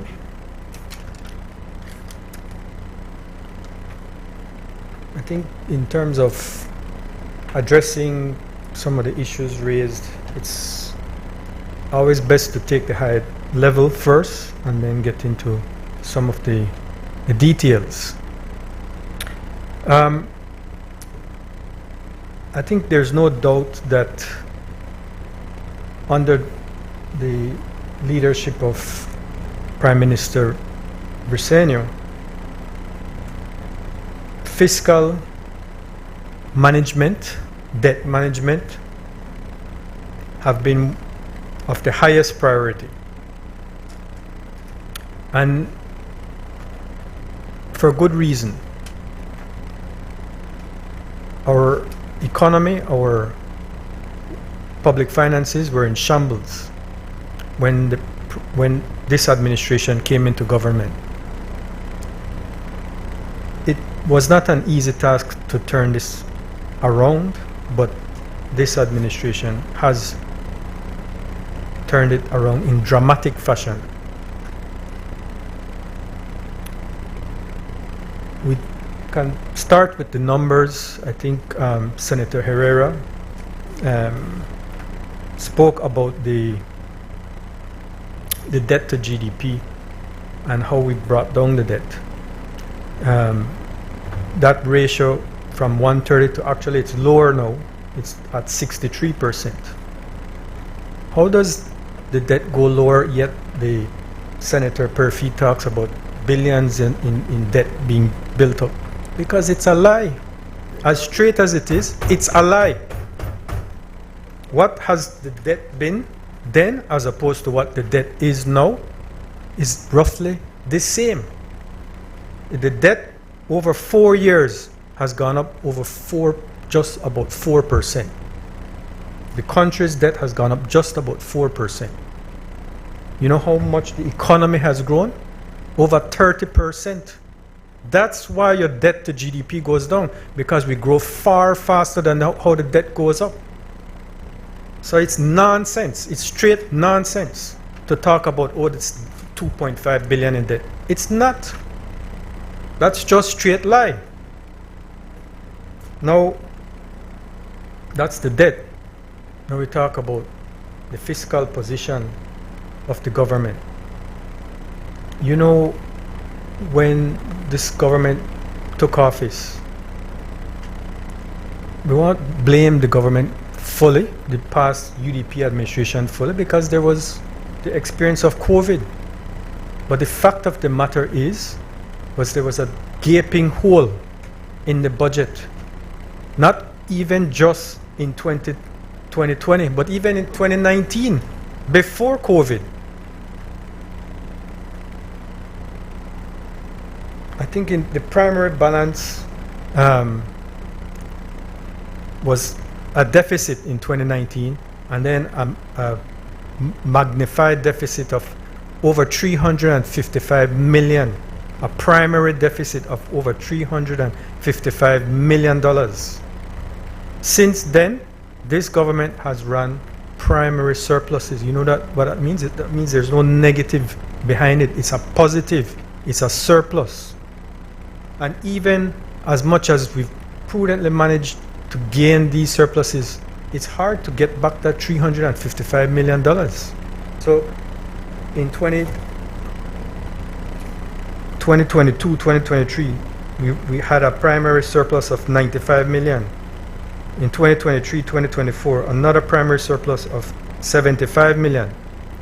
This fiscal year, we're projecting a primary surplus of 30 million, but surplus.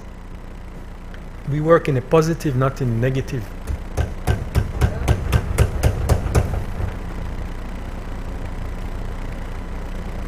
So let's be clear about how we are operating the finances of the government. It obviously is not an exact science. I don't know if anybody could ever say that it is. There are unforeseen circumstances, but there are also identification of areas where we can take advantage of.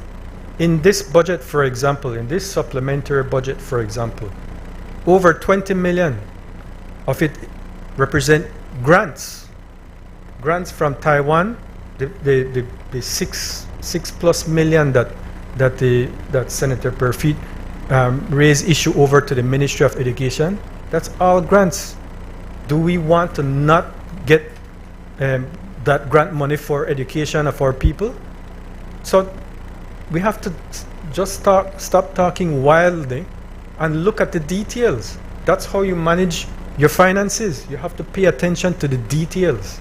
So 20+ million of that is grants. Now, the next part of it is, it appears that there's a misunderstanding of what supplementary appropriation legislation is about, or even the general revenue appropriation is about. It's the authorization of expenditure. It's not the actual expenditure, it's the authorization of expenditure. So as it happens,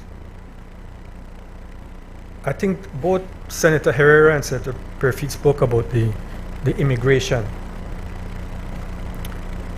Yes, an allocation of 1.5 to 2 million for additional passports. And yes, there are fees that are paid for those passports. But you don't set those off. It's just the rules of budgetary appropriations. You don't set those off. You have, even if we collect the fees, we have to get authorization for that appropriation. So that's where we're including that in the supplementary appropriation. So it's important to understand what actually we are doing here. It's seeking authorization for expenditure. It's not the actual allocation. It's not the actual expenditure. So we have approved estimates for fiscal year 2024-2025. So you know how that process works, and Senator Dennison spoke about the commencement already taking place, having a budget call, and then going through that process. In going through that process, each of the ministries come up with their proposed budget, and then Ministry of Finance, yes, has to rely on the finance officer and the ministry, the respective ministry, and as to what they're proposing, but at the same time have regard to what we can afford. And it's in that process that we ultimately come with a proposed budget estimates, and that is what is presented to the National Assembly. Every ministry has their priorities, and they don't all get it right.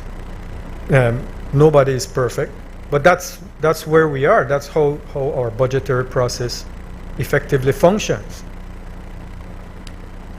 We have all this set of approved estimates now, but it invariably, every year as we go along, in recurrent, in capital, the government or the respective ministries actually don't spend all that is allocated. So why we are here in terms of supplementary isn't necessarily to spend more of what is appropriated for, but because there are additional items that need to be addressed, most of which are a large component of which are the unforeseen expenditures. But there are other components that have to be addressed that weren't at the preparatory stage for the budget. So this is what this supplementary reflects. The list as it is stated. In terms of appropriations, and in the very beginning of this administration, you would see 3 or 4 supplementary appropriations coming forward, and again, it's to follow the law, follow the rule of law that wasn't being followed before. Following the rule of law to be authorized, to get authorization to spend. That doesn't mean it's all going to be spent, but at least you're going forward to try and get the authorization as or respecting that rule of law. Comparing the past several years of appropriations as a percentage of the approved estimates, the original approved estimates, while we have had multiple supplementaries approved in prior years, you will note that this is the first and hopefully the only one in this year. When we look at all those supplementaries by fiscal year, in fact, this year will represent the smallest supplementary as a percentage of the total approved estimates. In 2020, 2021, which wasn't even under this administration, the supplementary as a percentage of approved estimates represented 13.3% of the approved estimate. In 2021, 2022, it was 16.6%. In 2022, 2023, it was 17.8%. In 2023, 2024, it was 10.4%. And in this fiscal year, what this supplementary represents is 6.6%. Half less than half the average that it has been over the past 4 or 5 years. So this is actually the smallest supplementary appropriation over the past several years. In the case of recurrent, as I mentioned earlier, the recurrent supplementary budget is less than 1%. It's 10.8 million of over 1.1 billion. The recurrent is the area where, if you are talking about planning and looking at the budgetary components, that is the most significant component of our overall budget. So to have a 1% difference actually reflects the planning element in the development of the budget. Now, as for the other areas, I don't think it makes sense to go through any and every line item, but I would say it's important to appreciate once again that a significant portion of the supplementary appropriation does represent the receipt of grants that are, as we would all hope to be done, whichever administration is in place, to be authorized to use the proceeds of those grants for the benefit of the people of Belize. But in the case of those grants, the bulk of that is actually spent on education, as I mentioned, the 6 million, but also in infrastructure. Infrastructure that we obviously need and continue to need. The rains of the past several weeks have had a significant deleterious effect on our roads. The Buttonwood Bay to Belize, that's in this budget. Now, that might be a little bit prescient to the fact that these roads deteriorated over just the past week, and this budget was prepared a little bit before that. But that reflects some of the work that the Ministry of Infrastructure Development has been doing to look at those areas that actually will need improvement sooner than later. That was identified as one, and that was included and in a very timely way. That once this is approved, that will be one that will be addressed immediately. But you can go district to district, north to south, and we could see where the infrastructure works will be focused in on. In Corozal, you have the Remate bypass upgrading as well as Caledonia Main Street. In Orange Walk, the paving of 7 miles of the Progressive Road and the upgrading of the Blue Creek Road. In Belize District, the paving of the Mirage Road and the main access road in Hattieville, the replacement of Chicago Bridge, the Lucky Strike Bridge, and rehabilitation of the Mascal Bridge, the upgrading of the Philip Golson Highway from Buttonwood Bay to the Belcan Flag Roundabout, roadworks in Port Loyola, and further upgrades to several streets in the Kikaker community. In Cayo, the construction of a new classroom building at Roaring Creek Primary School, the replacement of San Marcos and Selena Village bridges, continued Caracol Road works, upgrading of the Bullet Tree Road and roadworks in Sokots Village. In Stan Creek, the upgrading of the Commerce Bight Road and the Thomas Vincent Ramos Road from Hopkins Junction to Placencia Roundabout, with paving of the Placencia Road and works on village streets. In Toledo, works will begin on the upgrading of a portion of the Bella Vista Main Road, as well as the construction of the new Treasury and Belize Tax Services building in PG. That's over $42 million of infrastructure and building improvement works. Now, that's not even including the 1.6 million for the 50 homes from grants from Taiwan. But overall, there is clear commitment to development of this country, to supporting the development path through infrastructure development, education, and health. And it's not hidden. It's here for all to see. It's here for everyone to see. And while we're focusing in on those, you still have to focus on those unforeseen circumstances, those unforeseen events. That's why you see in the Ministry of Agriculture over $3 million. What is that $3 million for? You could actually read it. It's in the line items. It's not hidden.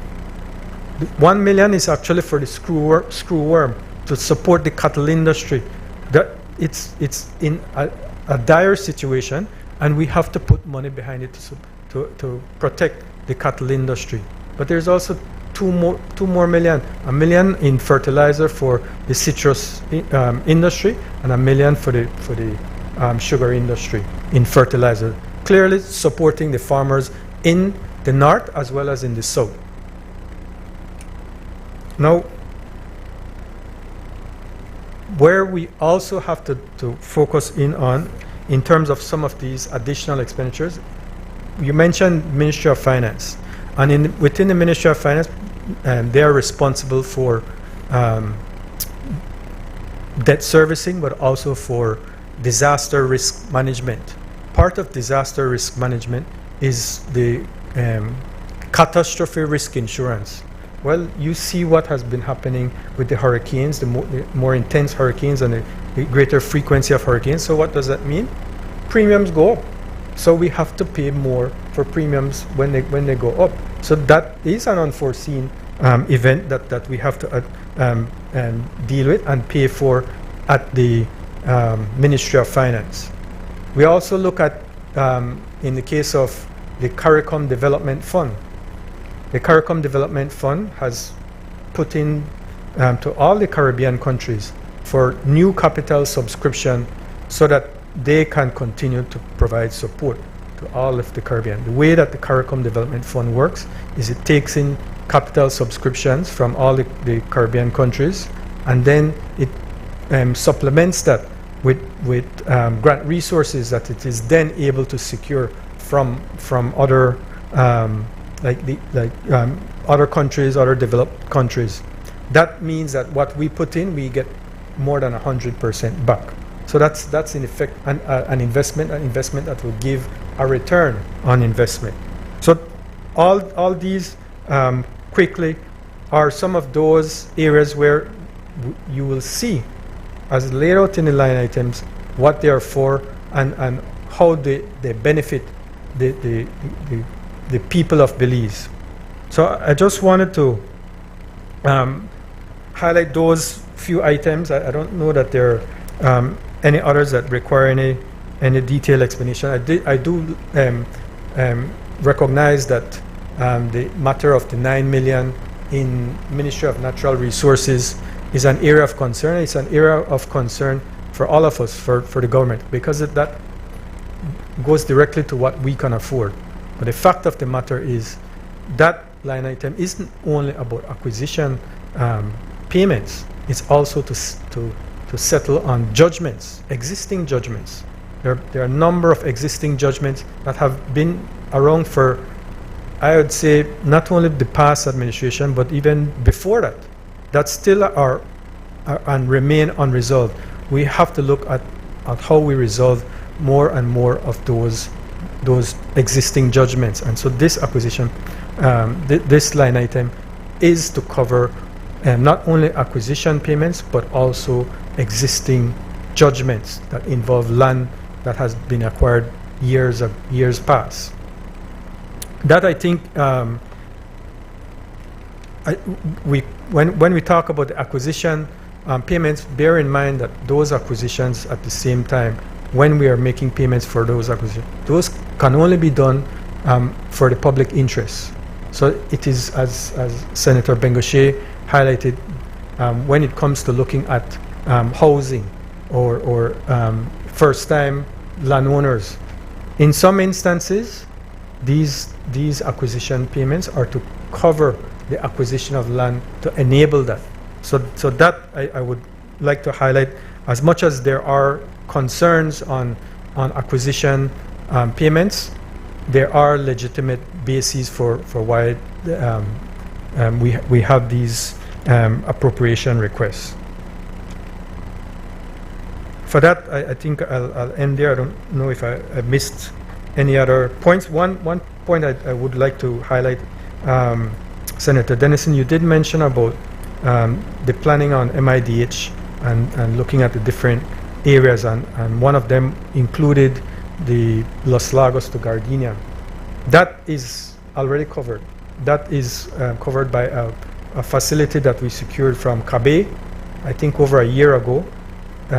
CABE we find to be a little bit more expensive in terms of cost of financing, so we have been negotiating with them, which we've resolved to get the bulk of financing being concessionary through Taiwan. That is about complete. I think the contract for that road is 20 plus or 40 plus million to do that entirety of road remaining is either being given or granted before the end of this year. So work on that should be started, but that's not a part of this supplementary. Thank you.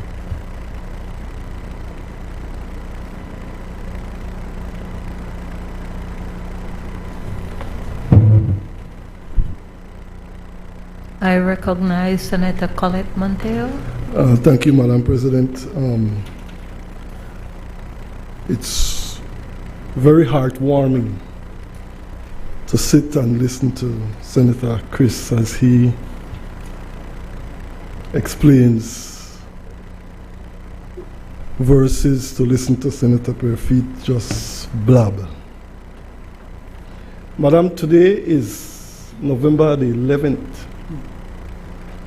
Very, very auspicious, very, very important day. Today is Remembrance Day.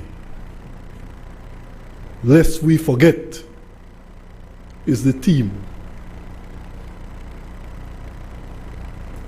Today also marks the 4th anniversary of D-Day. Another Remembrance Day. Lest we forget. When the people of this country went to the polls and voted out what is nothing less than the most corrupt post-independence government in the history of Belize. Fact. Not debatable. Fact. So 4 years ago, on this day, Madam President, the Honorable John Briceño became the Prime Minister of this great country and began the recovery, or financial and economic recovery, with men such as Senator Chris Coy, Senator Eamon Courtney, who brought back the Foreign Ministry, and a cabinet that has not, that I repeat what the Amanal newspaper said, is by far the hardest working cabinet in the history of Belize. We have much to be thankful for 4 years in, Madam President, and I applaud the work and the efforts of my 2 senator colleagues along with those other members in cabinet. Madam President, supplementary, and like Senator Chris clearly elaborated, versus Senator Perfit, who made it sound as though the sky was falling down. What we've seen happening in this country is an economic growth that we haven't seen in a while. And we not only applaud and thank the government of Belize, but we have to thank the public officers, we have to thank the private sector, and the people of this country who are working. Unemployment is at its lowest it has ever been in the history of this country. And before I forget, Madam President, please allow me to again emphasize because for me it's a proud moment when Senator Val, when we got the notice that the Speaker of the House, Speaker Valerie Woods was, and I understand that, Madam President, you had a lot to do with that. So we congratulate the women who are at the helm of the National Assembly, and it's probably the first time in the history of this National Assembly that we have a clerk who is a female, acting clerk or whatever I call it, a clerk, and we have a president and a speaker, and it's a proud moment, and we really applaud the parliamentary progress that we've made under the leadership of our 3 abled women. Now, to get to the budget, Madam President, Senator Perfit alluded to 500,000. Senator Denfield, you familiar with this one, yeah? 500,000 Constitution Review Project.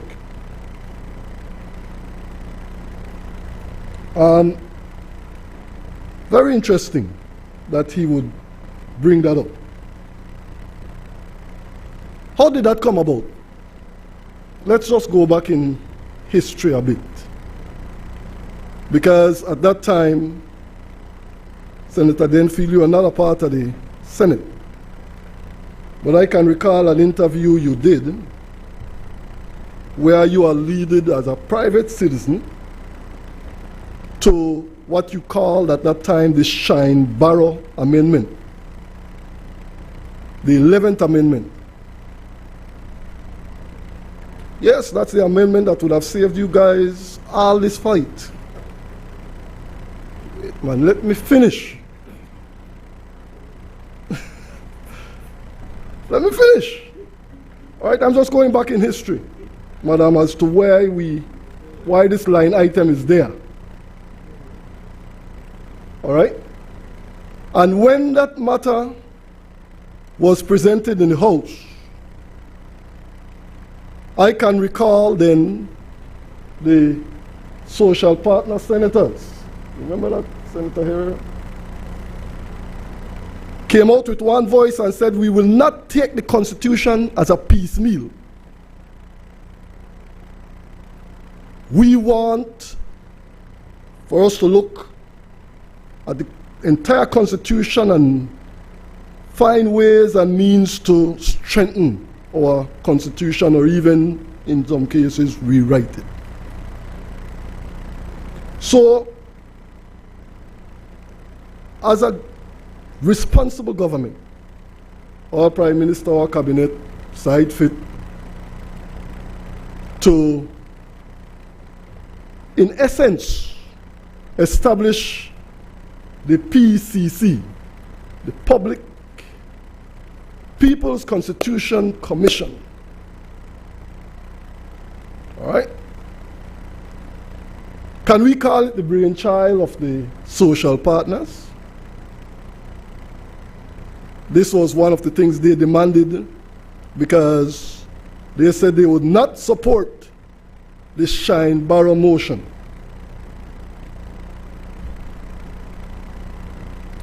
Fast forward to what, and madam, we voted, and I'll go back, on the 10th of July of 2023. There was a motion presented in this Honorable Senate for the establishment of the Senate Select Committee, Special Select Committee, to investigate all documents, communications, processes. 75,000 was allocated, previous budget, 75,000 for this subsequent budget. I'm going to tie it all in, Madam President, if you'll allow me. Yes, because it all has to do with this supplementary. I sat down recently as I listened to the Special Select Committee, and I think at that particular sitting, the Honorable Chris Coy was called to the witness stand. But I'm not going to get into that, intricacies of that. What alarmed me and stood out to me was, as the Honorable Coy, Senator Coy, opted to follow sound legal advice, there was an utterance as he was leaving. Senator, you are being paid by the public purse. I took personal offense to that. Relax, Senator Herrera, relax. Relax. Just follow, listen. Why? See, when we got sworn in on the 11th of December of 2020, those of us who were seated at that time, there were others that were sworn in after. We swore to uphold the Constitution and the law. My thing is, we have to figure a way to maintain the integrity of the Senate. Now,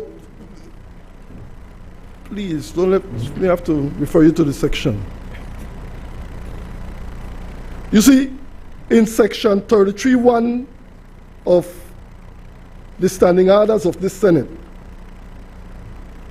it says a senator desiring to speak shall address his observation to the president or chairman and shall not speak unless called by the president or the chairman. Now we are spending good money. And yes, Senator, it is the people's money. We budget for these things on a constant basis.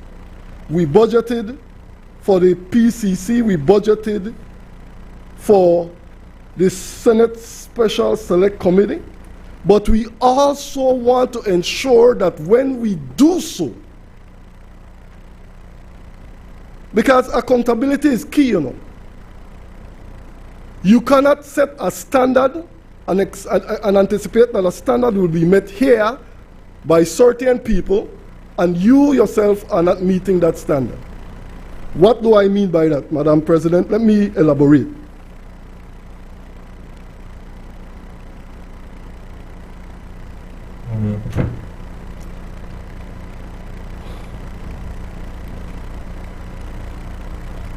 I'm going to be very clear with this. No mincing of words. What I saw in that Special Select Committee was nothing less than a disrespect of the Honorable Chris Coy. Subsequent to that, the Special Select Committee sent out a release because they represent us, all of us as senators, reprimanding the Honorable Chris Coy. And I said to myself, how audacious. Nobody consulted with me. I'm a sitting senator. Follow me. Senator Colin Yes, ma'am. Montejo, bring it back into Yes, the ma'am, I budget. bring it back into context. I'm getting there, Madam President. Trust me with this. I will not. Yes, ma'am. I am saying that we find ourselves in a very, very dangerous time here when we lose respect for each other.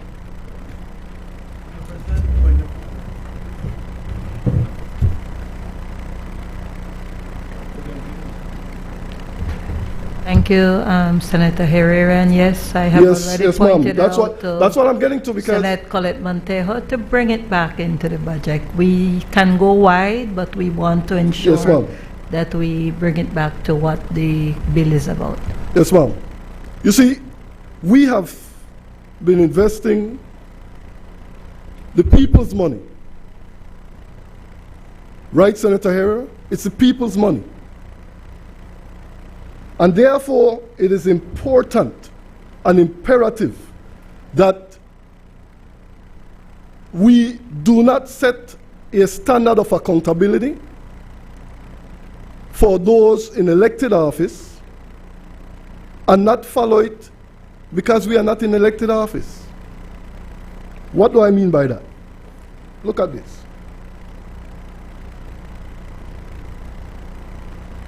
And Senator Perfit alluded to it. Approved estimate for 2024-2025 for the PCC, 500,000. Supplementary estimate, another 500,000. Okay? Now,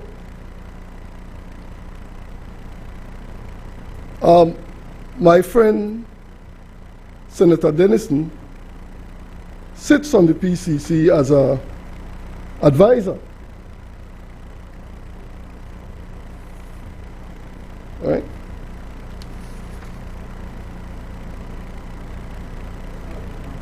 Wait, no, I'm getting there, Follow me. Follow me. Originally, he was a member of the PCC. Resigned and then was given a contract by the PCC to do some technical work. I'm getting there, Madam President. I'm still on track with the PCC, with the 500,000. My question is, and I'm going to narrow it down now, Madam President. I wonder if all this has been brought to the attention of his employer. Did he disclose this to the Governor General? Senator Montejo, you need to focus on the bill on hand. Yes, ma'am. It all has to do with how the people's money is being spent, Madam President. Because I will stress this. We cannot anticipate that we will champion transparency and accountability, but will hold ourselves to a different standard. All right? And if we are going to say that, we should project this and project that and project the other, then we need to be fair with the Belizean people. All right? And I did something. There's a number of things that I've researched here. This is speaking about a judicial legal service. Statements to the media involving public policy or matters. We always try to and say to ourselves, hey, you guys are the politicians, we're not. But the dictionary clearly states, Madam President, that anybody involved in getting and using power in public life and being able to influence decisions and affect the country is a politician. Point of order, man. The man they go. You state your point of order. It's irrelevant to the matter, Madam President. My brother, I am simply saying that if we are going to be paid by the public purse, all of us are. If we are saying that, we want accountability and accountability there, then let's become accountable. All of us. All of us. It can't be you are going to say, the government is this, the government is that, but we are resigned from that. No. Whenever we deal with the budget... Senator yes, Montejo, you need to focus on the bill at hand. Yes, ma'am. Whenever focus on the bill at hand. Thank you. I will wrap up now, Madam President. This is really an abuse of his privilege. Yes, Herrera, he has been warned. Yes, ma'am. Let me wrap up so that we get through this, Madam President. I am asking us, I am imploring, I am begging that we, on this side, that side, social partners alike, that we understand that when we come here to discuss these budgets, that we see clearly, Madam President, and Brother Senator Chris Coy alluded to that. How can you criticize? How can you criticize when over 10,000 first-time landowners have benefited from their land titles because of these budgets? How can you even begin to criticize that? I listen to these guys start off and talk about who getting the pantry, the Nandan, the Dandan, the this. Come on, man, let's get real. You know how many people are benefiting on a monthly basis in all 31 constituencies across this country? And I am at the point now, Madam President, where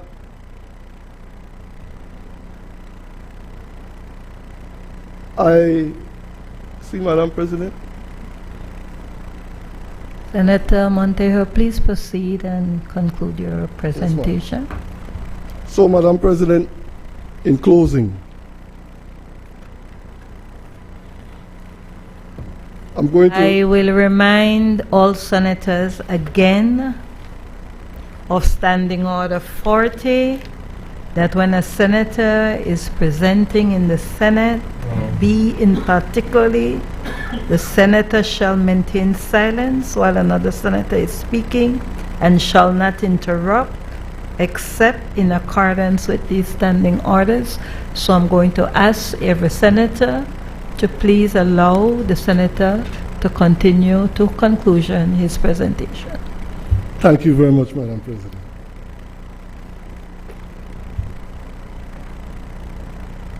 Can we, as a body, agree on one thing? That we anticipate and ensure, and I'm saying this from the depths of my heart, when we voted for the motion for the Senate Special Select Committee, we questioned the terms of reference. Madam President, it's all in the budget. It's all in the budget.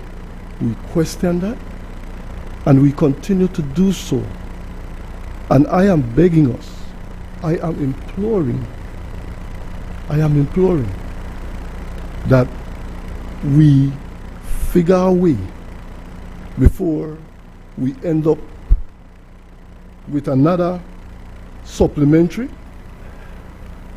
Madam, with another supplementary. Senator really Montejo, ridiculous now. Senator Montejo, kindly conclude your Yes, ma'am. on the basis of the bill that is in front of you. Thank you very much, Madam President. Madam President, all this that I'm saying, in all honesty, has to do with the public purse. All right? And it disheartens me that we will not see the importance of being responsible with the people's money because of whatever the case might be. And I'm not going to get into that. But yes, point of order. But the fact of the matter is that we have issues that has to be dealt with, and we tend to be running away from it. And that's all I'm saying to this Honorable Senate. All right? It is our job, it is each and every one of our responsibility to ensure that we maintain the integrity and the transparency, just like we expect from those who manage the public purse. I thank you, Madam.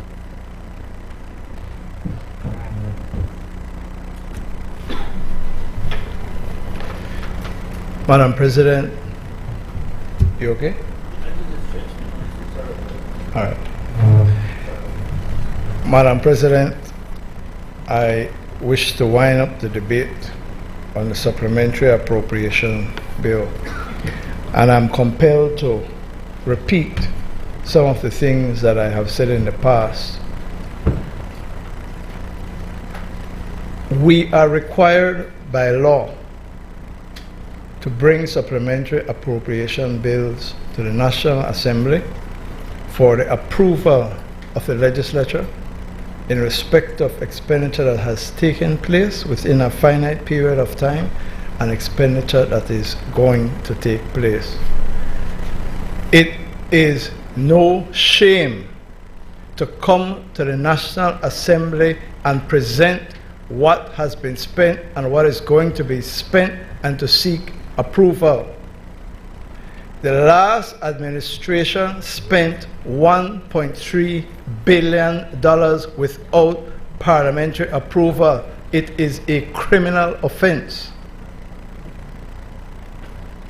I repeat, this government will, whenever required by law, bring supplementary appropriation bills for the National Assembly to approve it.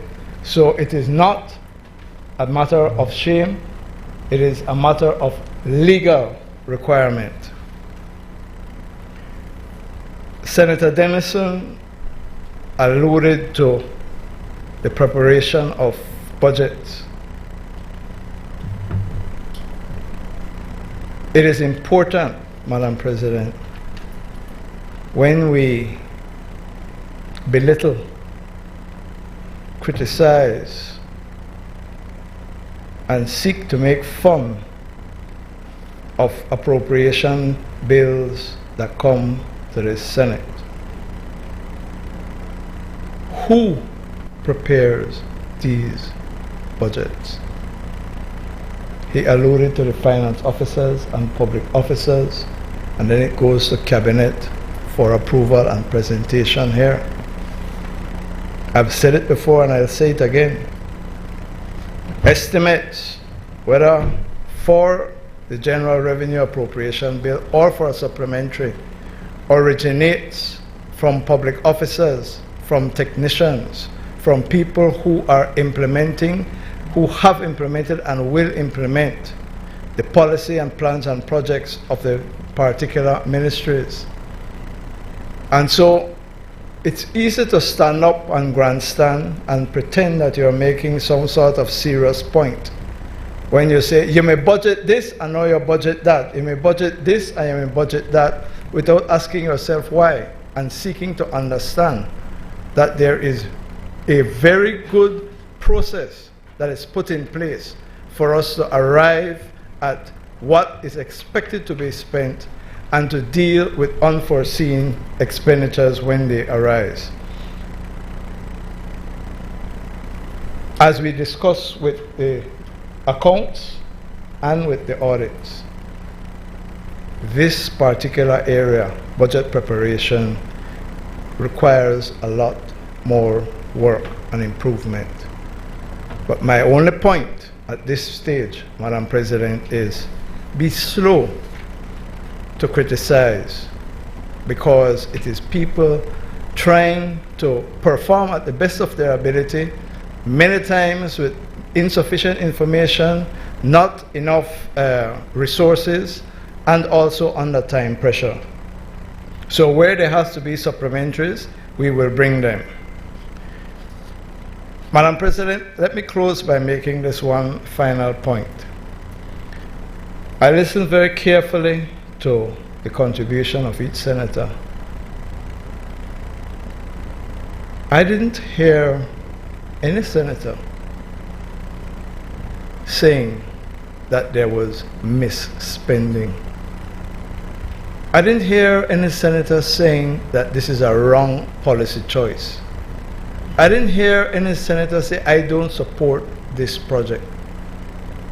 The complaint was, if I can paraphrase, we want better planning.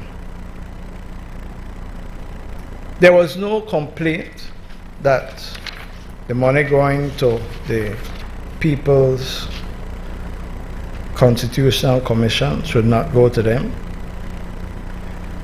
I was looking for a line item here, Senator, for the Senate Special Select Committee, but I don't see it here. Yeah, come up shortly. I didn't hear anybody saying that the money for COVID-19 support, which continues, shouldn't have been done, or that we shouldn't be spending money on literacy workshop or GOB infrastructure projects. The point I am making, Madam President, is that the supplementary allocation and the supplementary budget has included good works that are required for the people of this country. And the People's United Party government under the Honorable John Briceño will come to this National Assembly every time that we're doing good work and we need the approval of the Senate. Madam President, I ask that the question be put, and I encourage senators to support this Supplementary Allocation Bill. Thank you, Madam President. Honorable members, the question is that the bill for an act to appropriate further sums of money for the use of the public service of Belize for the financial year ending on the 31st day of March 2025 and to provide for matters connected therewith or incidental thereto be read a second time. All those in favor kindly say aye. Aye. Those against kindly say no. The ayes have it. Bill for an act to appropriate further sums of money for the use of the public service of Belize for the financial year ending on the 31st day of March 2025. I recognize the leader of government business. Madam President, I rise to move the second reading of a bill for an act to amend the Customs and Excise Duties Act, Chapter 48 of the Laws of Belize, Revised Edition 2020, to vary the rate of duty for diesel oils, to provide for a new subheading for diesel oils, and to increase the list of items subject to excise duty, and to provide for matters connected herewith or incidental thereto.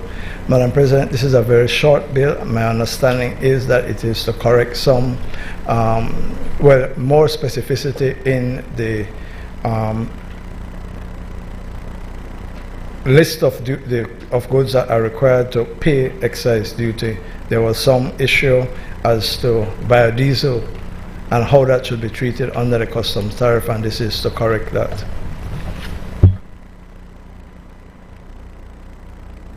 I recognize Senator Antonio Herrera. Good afternoon once again, Madam President. This is not a little concern. I must say biodiesel goes specific under 3826 under the tariff book, which only pays 5% import duty, 12.5 GST, and 3% environmental tax. What does this do? This, under this specific classification, this goes direct to the CIF, which this does not pay by imperial gallon. So this is what happens, Madam President.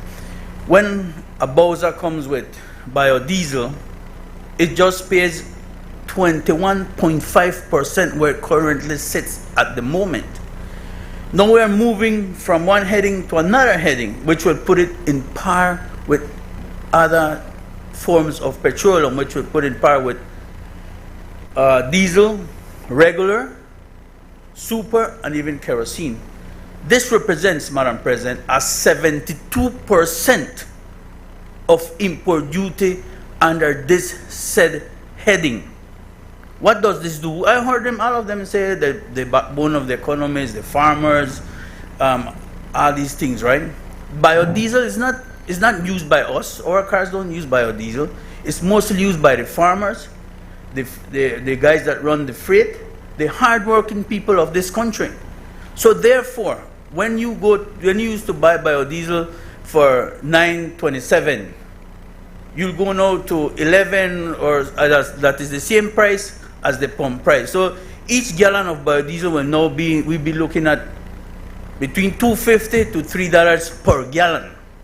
That is what this move will do.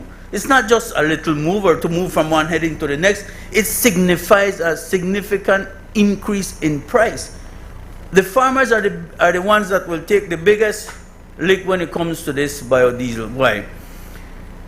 I didn't want to mention, but the Mennonite community is one of the will be most affected, because they're the ones who found the formula, how to use the biodiesel in big engines. Small engines don't use it, or cars, or any other form of transportation. It has to be big diesel engines, such as tractors, towheads, even some public transportation will use it.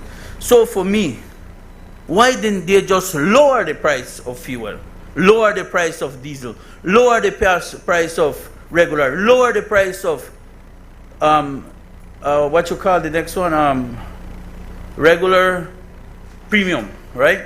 That is what, because we pay 72% at this rate in just duties. So as a government, as they call it, let's be compassionate to the people.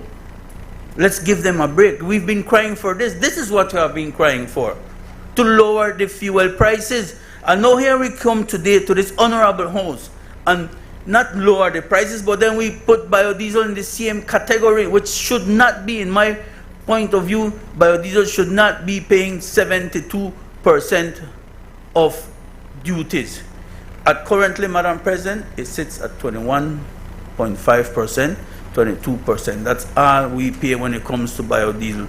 So today, I would ask this honorable House, if we want to help when it comes to fuel, let's lower the cost of fuel. That is what would benefit the Belizean people. That is what we've been crying for since change of government, because they had the magic wand that said that they would have not passed $10 at the pump, and here up to $15 a gallon. So I ask today, I beg, I implore, let's bring down the cost of fuel if that is what we want to do. But this bill is not doing that. This is bringing up the cost of biodiesel to 72% from 21.5%. Thank you, Madam President. Madam President, without going into the details, all I will say is that the authorities at the Customs and the Ministry of Finance want this bill to be passed. Read between the lines. I ask that the question be put. Honorable members, the question is that the bill for an act to amend the Customs and Excise Duties Act, Chapter 48 of the Laws of Belize, Revised Edition 2020, to vary the rate of duty for diesel oils, to provide for a new subheading for diesel oils, to increase the list of items subject to excise duty, and to provide for matters connected therewith or incidental thereto, be read a second time. All those in favor kindly say aye. Aye. Those against kindly say no. The ayes have it. Bill for an act to amend the Customs and Excise Duties Act, Chapter 48 of the Laws of Belize, Revised Edition 2020, to vary the rate of duty for diesel oils, to provide for a new subheading for diesel oils, to increase the list of items subject to excise duties, and to provide for matters connected therewith or incidental thereto. I recognize the Leader of Government Business. Madam President, I rise to move a second reading of a bill for an act to facilitate the use of movable property as collateral for credit facilities, to establish the Office of the Registrar of Security Rights, and to provide for the registration of security rights in movable property and for related purposes, and to provide for matters connected therewith or incidental thereto. Madam President, this is an important piece of legislation that is designed to bring clarity, security, and most importantly, creation of certainty when it comes to creating securities on movable property. So, for example, a vehicle, a boat, a debt, a share, etc. What the bill is proposing is to create a register so that when you mortgage or charge or create an interest in movable property, it will be registered so that anyone can go there and see that your car or your table or whatever the chattel is has been charged, pledged as security, guarantees a loan to any institution or to any person. There will be a register which will allow the public to go and search to see whether or not you have charged a piece of property. At the moment, it is not that transparent.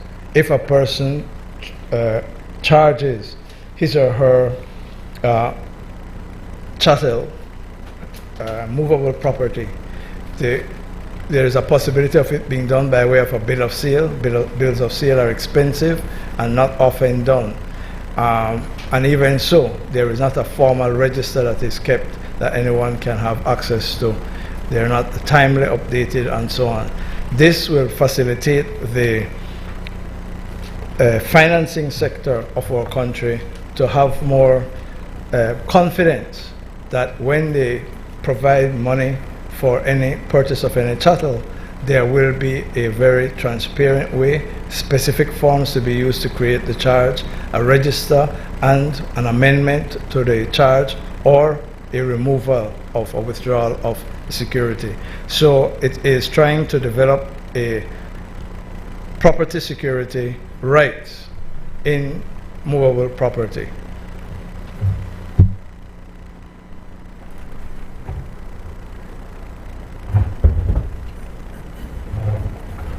I recognize Senator Glenfield Dennis. Appreciated, Madam President.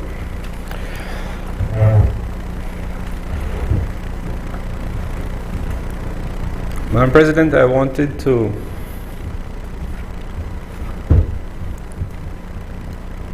congratulate those who were involved in the preparation of this bill. I only found one full stop missing, Madam President. It is probably a record. And I also only found one formatting issue of a marginal note. So I think it is a pretty well drafted piece of legislation. So that made me question, like, where did it come from? And I wasn't surprised to find that this is with the appropriate amendments being made. A copy and paste of the Movable Property Security Rights Act number 13 of 2017 coming out of the Republic of Kenya. Every single heading is the same, Madam President. Every one. There are some definitions added and the appropriate amendments have been made to reflect what it is our legislative situation where those needed to be done. But that made me question, Madam President, who is this act for? Who has thought it necessary or felt the need to benefit from the creation of this register? And so, as I search these sometimes radical thoughts of mine, I came up with the conclusion that maybe the pawn shops, maybe the money lenders, probably the courts. So I ask the questions because I think the people need to know. My understanding of this bill in its effect, Madam President, is that it now places an extra burden on the public who want to buy a car from one of the senators who have no longer use of the car or whoever it is, for them to have to go and search a register in case there's some lien against this car. And I understand there's a difference between movable and immovable property, and we have to do something, Madam President. I appreciate that we have to do something. But just for my car example, Madam President, the issued title by any of the transport offices or the city councils is at this point presumed to be a transfer of a right from the seller to the purchaser.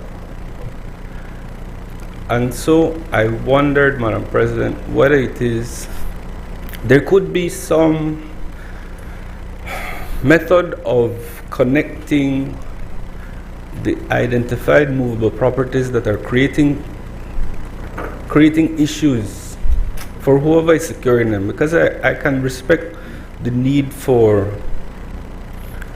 protection against unscrupulous individuals who will secure their property by way of a loan, a movable property, and then sell it. I am not here to defend those type of people, Madam President. Those people should be jailed. But what I find difficult is I paid somebody a reasonable sum of money for a movable property. I have to stay with my car example, Madam President. They have gone down to the office and they have transferred the title to me. And so I am now driving my little Toyota. It's not a plug for Belize diesel, Madam President. I can't afford the new ones.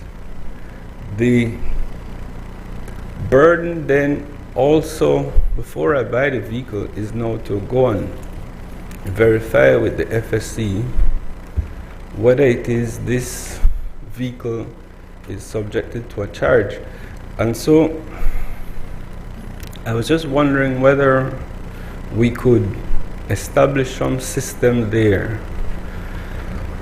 because what this act does is, in my mind, shifts the power, shifts the burden really away from the consumer, away from the lender to the consumer. That person, where they're a third party, and especially where there's an innocent third party for value, that person then could fall victim to these unscrupulous persons who would secure their things, secure their loans with these movable objects, and then sell it to a third party. And I repeat, I'm only referencing innocent third parties for value. I'm not here to discuss the people who secure these things and turn them around for a profit unscrupulously. But those people, Madam President, now have to go and check the register before they make a purchase. And that's fine for people buying 2019 Toyota Hiluxes, Madam President. Those people probably have the means to go and check our register or hire an agent to check the register. I'm just concerned for the regular run-of-the-mill people who won't even be able to digest what this piece of legislation is about, much less understand their responsibility that would now obtain. So I ask that in addition to tying the systems together, that some sort of campaign be done to, if we pass a piece of legislation like this, to educate the Belizean people on what the register is, how it's to operate. Perhaps we can do a digital register that is searchable online so that we can quickly go and check whether someone is selling. So the point is, Madam President, I don't want to legislate for people who have had difficulties with these unscrupulous people. I hope that's not what we're doing. I hope those people did not hire a consultant to copy and paste this piece of legislation so that they can then protect themselves against the bad actors. I hope that's not what we're doing, because the Act does not have in itself a mechanism to verify that the persons who register these notices of movable properties, that person has ownership of the property. So maybe that is going to be spelled out in regulations, but it needs to be done. Because the Act is very clear. Just because you evidence it in writing doesn't mean you own it. So what is the burden of proof that that person will have to bring now to show that they own it and can put this charge on it? One. I understand that there's no consideration for compelling the banking institutions to accept movable properties as collateral. They will do what they see fit, and I respect that. But, Madam President, it would be remiss of me to not say that this act makes me want to cry for development of financial literacy in our people. I take this opportunity to applaud the work of the HRCU and the team there, as well as Dr. Bab, who are publicly trying to ensure that they explain what is financial literacy and that sort of thing. But also, Madam President, so that our population can get a better understanding of what is wealth creation and wealth management, what it is to develop the entrepreneurial spirit, and what it is to leverage debt. Because we're legislating for this sort of thing that can have ramifications on average people who don't understand these things. And Madam President, if I am absolutely wrong about interpreting this bill, then that proves my point. That proves that people don't understand what this law is about. So I thank you, Madam President, and I yield.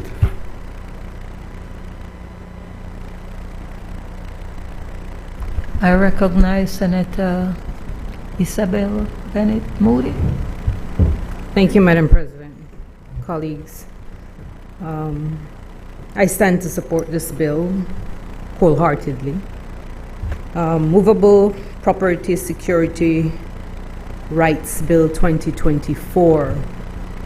Initially, when I got the bill and I was reading it through, not being an expert as an economist, as a nurse educator, you have certain level of understanding, certain level of education, but even that gave me a bit of challenge because I'm thinking, movable property security rights bill, what is this really? So I did an in-depth research, and I have come to really and truly appreciate what is in this bill. It just basically gives me a cemented view that the present administration is really zeroing on what is the economic stability of this country. Whilst it happens at a macro level, it is also happening at a micro level. And whilst I hear Senator Dennison about who is the act made for, who is this act for? And he continued to say it's an extra burden because of certain things that he laid out. He made reference to the run-of-the-mill people kind of statements. But what I would have loved to hear was the fact that this bill zero in on the micro, small, and medium enterprises, companies. We have, as an administration, or the PUP administration, has solidified and continues to solidify the orange economy in our country. So what I would have loved to hear from him and everybody else in here is the fact that the musicians in our country, who we continue to glorify and who we continue to put on a pedestal, are being protected by this bill, in addition to other legislation that have been made. For this weekend, for example, we had the first International Women's Forum and Expo. There in that forum, we had women who were entrepreneurs, who were creating and designing products that can be exported. And if Belizeans read this bill and can understand that the intangible and the tangible properties that they have can be protected and can be exported, they will come to appreciate even more what this governance, what this administration is doing. When I think about musicians, yes, that's one thing. When I think about the artists and all the perfect pieces of art that they create, that is also protected. Filmmaking in this country, and this particular bill will even go farther, as I understand it, to even protect cultural products that we have in our country. Literacy, art exhibition, and the list goes on and on. So people generally will come to understand and appreciate not just the small business owners that are rising, that make up a large percentage of our population, but even the consumers will start to appreciate how business owners are protected. And I'd like to go through 4 basic points. Because we have increased the MSMEs in our country, there are a lot more informal companies that now have license, have banking documentations, and are now formalized. And I've met quite a lot of entrepreneurs as a result of that initiative that this government has taken. And you could see the pride in Belizeans because they are saying, I own a company, and they can, showcase the license that they have, and they're being guided through the normal, regular, formal system that allows them to increase their economy and their profits in their company. Before 2020, for the record, there were no vision for small businesses in our country. Small business owners had little to no proper access to financial assistance. And we're just talking about the SMSEs right now. Yes, small and micro enterprise. But because this bill will support them to be able to register their products and their intangible values that they have, they're more secure. It basically encourages these businesses, because of the safe legal framework, to move their movable assets as collaterals. If I, as a musician, do not have a big mansion to register with the bank to get a loan to improve my musical talents, then what do I have really? I have my voice, I have my guitar, I have my drums, whatever it is that is tangible or as well intangible can definitely be registered, and it can definitely registered as a source of collateral. So Belize overall will see better practices as it relates to business. We can see an improved regulatory compliance as a result of this legislation. Supporting a bill like this also reduces financial exclusion. Because if we think about how our economy is made up in terms of businesses, if you think about big hardware companies in our country or big boating companies in our country, I mean, where does that average Belizean who is out there with great talent, with great entrepreneurial skill, where does that place them? What this bill does for them is that it empowers them. So marginalized groups, including entrepreneurial women and even rural economy, are covered. By recognizing their movable assets as viable collateral, it empowers every single person, every single Belizean who ventures into business in these regards. This inclusion, of course, helps to level the playing field overall, and it promotes equitable economic opportunities across different sectors of our society. So the hair braider is included. They can see access to financing to be able to improve their businesses. This bill also, among other major impact, it enhances access to credit. How? This bill will allow Belizeans, small businesses and other businesses overall now to have an increased access to credit. This is particularly crucial in our developing country. Again, emphasizing the fact that there is no exclusion, there's more inclusion than anything else. So I can see, having done the research and and have this deeper appreciation that there will be an increase in job creation. I can see more entrepreneurs coming out. I can also envision where there is increased registration of the micro, small, and medium enterprise, and at the newly improved business registry. So, I mean, that's data that we can use for even more planning to have even more access to financial resources. Overall, I can see a healthier financial ecosystem. And when all Belizeans are educated about this legal protection that they have with business owners, we will now have, when all Belizeans, and I'll read from my notes, Madam President, to close, all Belizeans overall, when we are educated about this legal protection that business owners will now have, in addition to other laws that now exist, we will have a better business practices overall. But I will say though, Madam President, before I close, that having to do a bill like this does align us with global standards.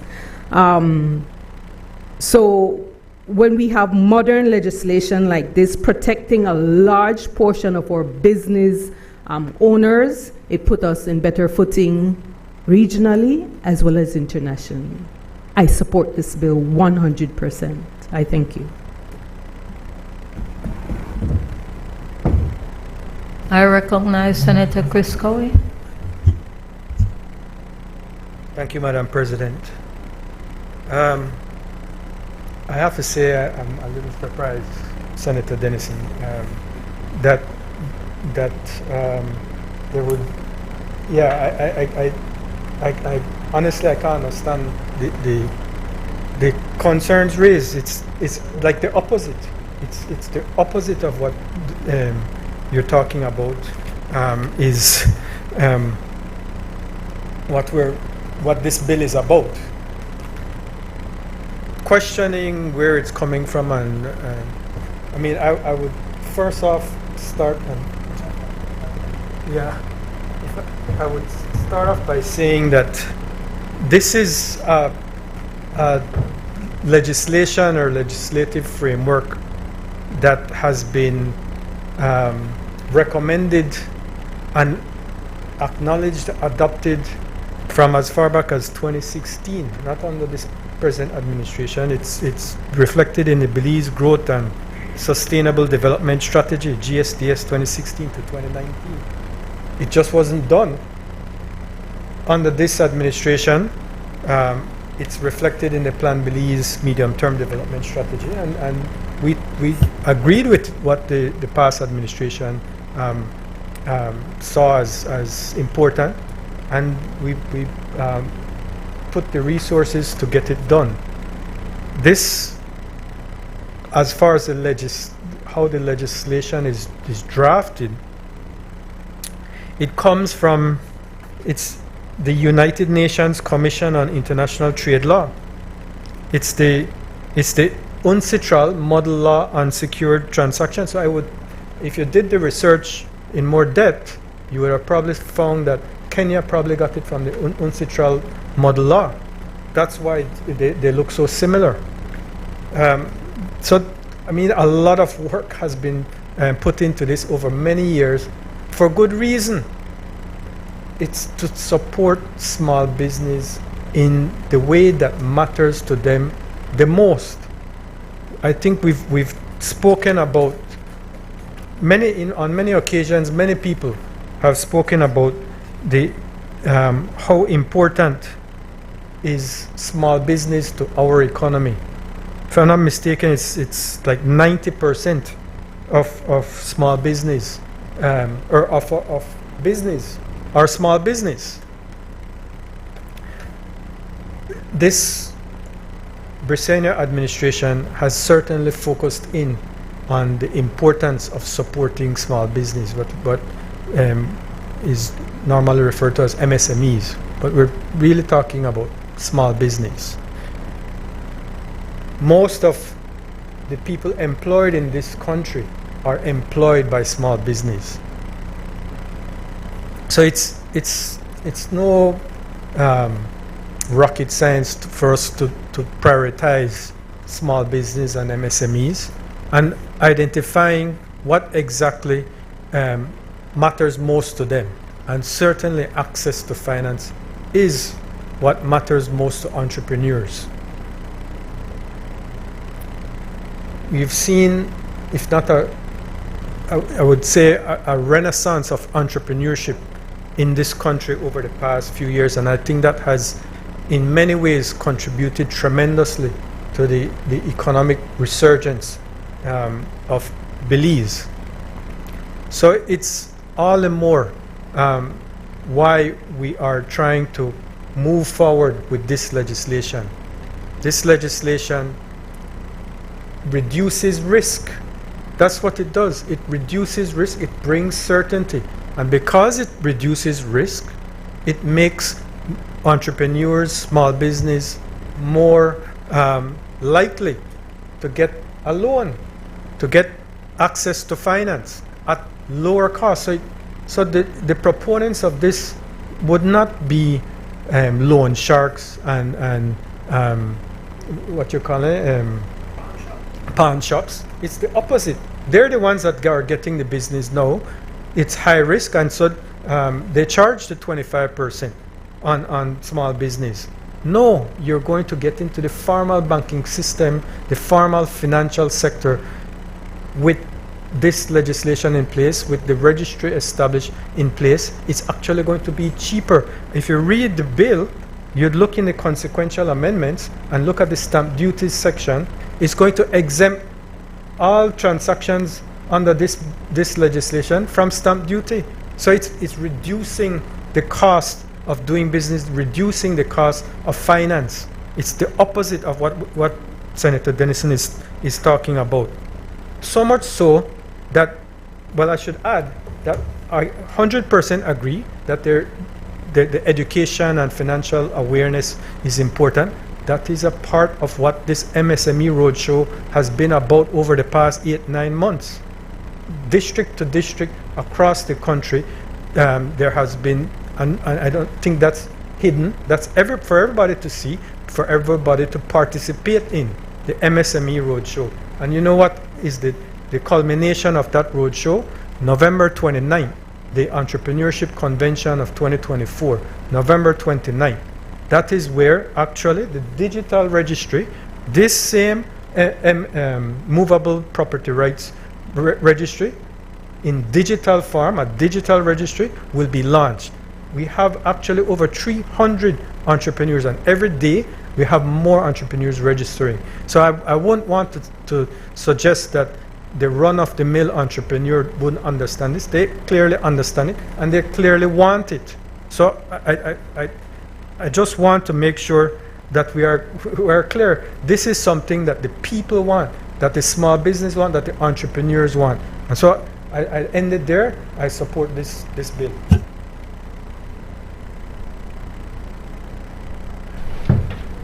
Madam President, it is remarkable that an insinuation is being given that something from Kenya, something wrong with it.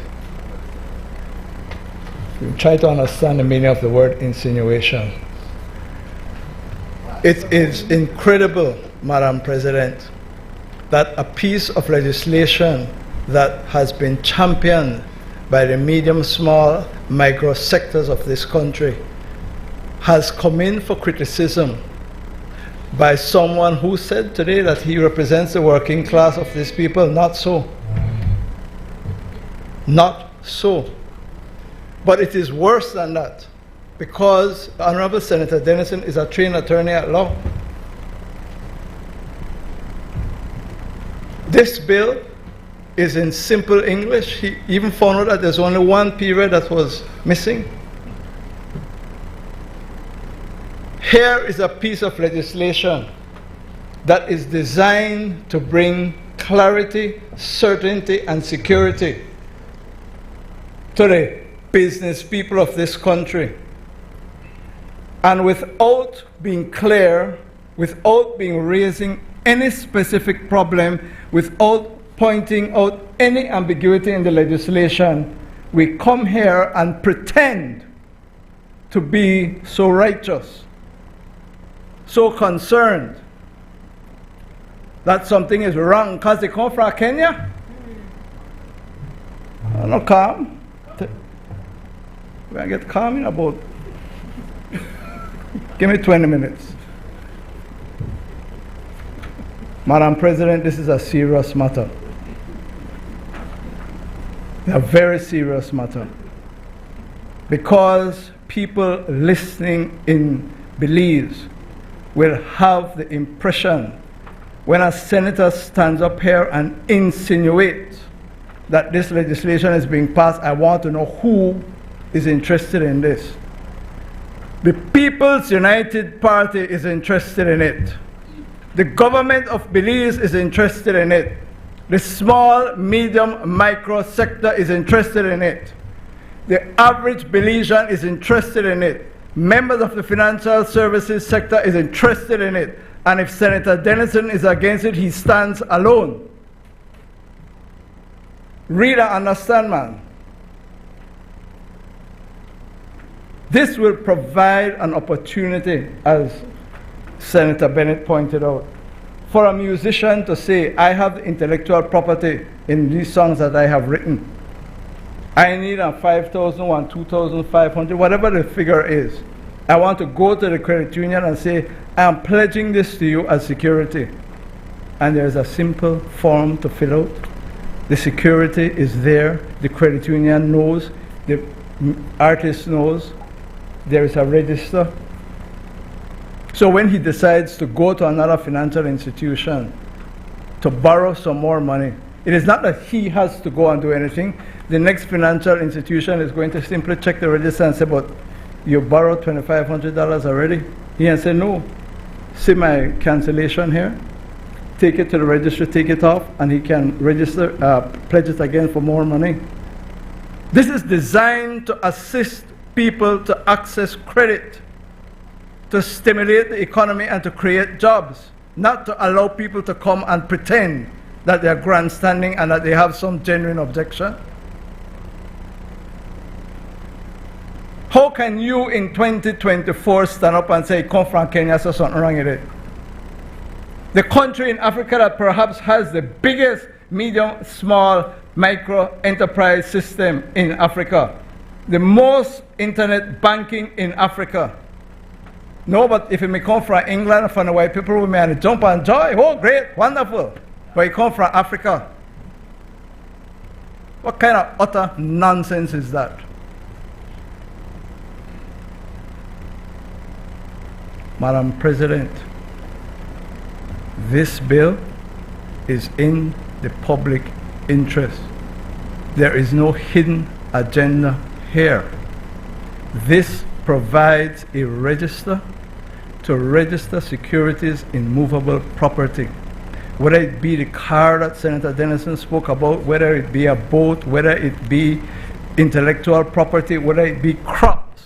Specifically mentions that the small farmer can go and say, I want to reap my beans, I want to reap my corn, give me the money to finance it. You create a simple charge, pledge it, and you use it.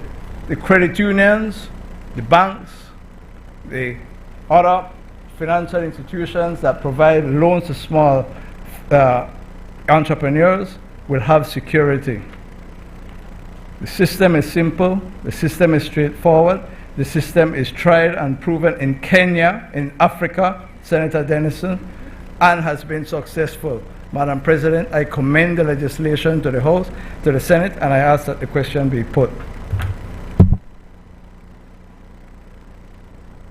Honorable members, the question is that the bill for an act to facilitate the use of movable property as collateral for credit facilities, to establish the office of the Registrar of Security Rights, and to provide for the registration of security rights in movable property and for related purposes, and to provide for matters connected therewith or incidental thereto, be read a second time. All those in favor, kindly say aye. Aye. Those against, kindly say no. The ayes have it. Bill for an act to facilitate the use of movable property as collateral for credit facilities, to establish the office of the Registrar of Security Rights, and to provide for the registration of security rights in movable property and for related purposes, and to provide for matters connected therewith or incidental thereto. Recognize the leader of government business. Madam President, with your permission, can we take the next two bills together?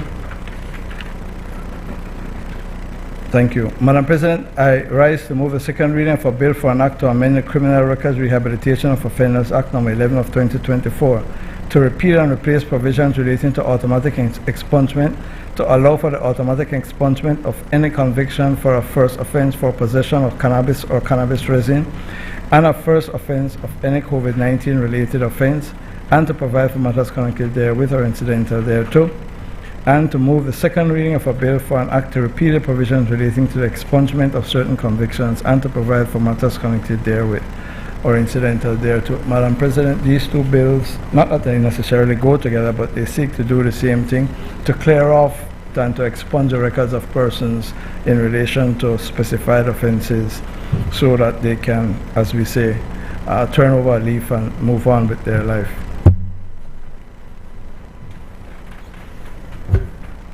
Recognize Senator Mark O'Brien.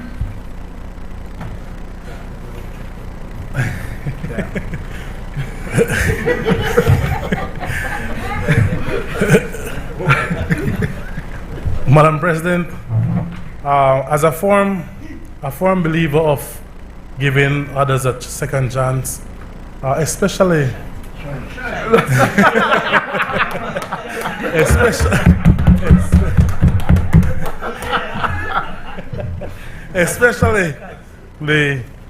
our young individuals who are challenged with many influences of life.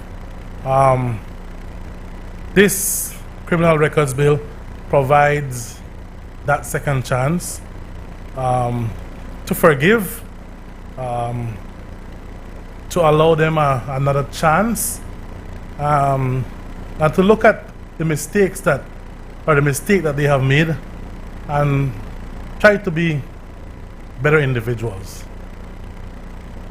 The criminal records amendment basically erase or remove any conviction for example, possession of cannabis and cannabis resins as well. And looking at the situation of COVID-19 as well, any offenses related to COVID-19, again, if we go back to the times of COVID-19, we were all in a mindset where we were confused, we were uncertain, restricted, even fighting for survival. We must use these experience and learn from it. People made mistakes during these times, and we should forgive, give them a second chance. Similarly, with the misuse of drugs, Madam President, we need to rid ourselves of the fears of COVID-19. Let go. It was a horrific experience. We need to let go. And these criminal records help those by assisting with removing or erasing the offenses associated with COVID-19. And I would also like to say, Madam President, that even other misdemeanors, we might need to look at those in order to give, especially young people, that second chance. We are aware that when we have these on individuals' record, right, it drastically affects their possibility of functioning normally in society. They have issues getting job. They have issues with obtaining a visa. There's many problems for young folks, especially young folks, when it comes to these convictions. So, Madam Speaker, as I said, as a firm believer of giving others a second chance, I do support this bill. I recognize Senator Bishop Alvin Bengushe. Thank you very much, Madam Speaker. Madam Speaker, Madam President. Still President of the Senate. Madam President, it's that time of the afternoon. You will have to forgive me. I have been doing well, both in this meeting and I think in other meetings, so this is my first slip up. But as I said, it is that time of the afternoon and I had a good lunch. Madam President,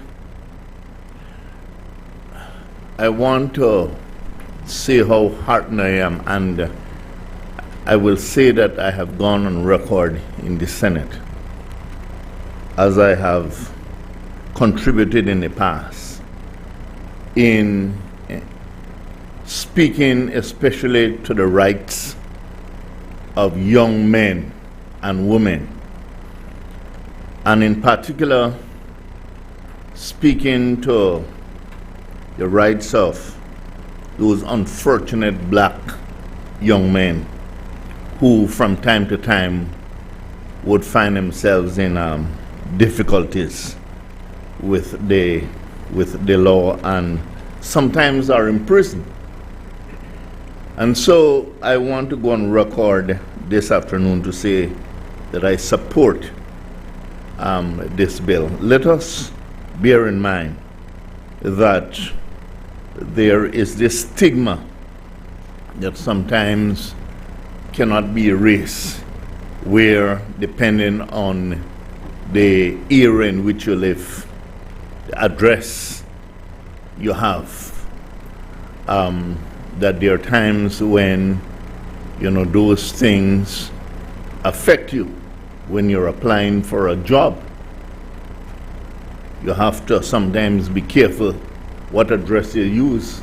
I know some people put down false address in order to ensure that as they go to seek a job, that they will not be discriminated against insofar as their address is concerned. And similarly to what Senator O'Brien has just mentioned, that also your record sometimes speak for itself. And so I think the government would have done well in moving in this direction to expunge those criminal records from especially these young men who find themselves in a spot of trouble from time to time. And so I will not be long, but just to say that certainly I commend what is before us, and I support fully what is before us this afternoon. Thank you very much.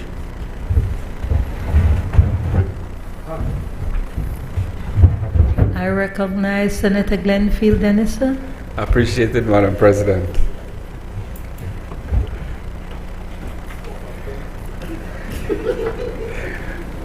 Madam President, it's a pity mango season is over.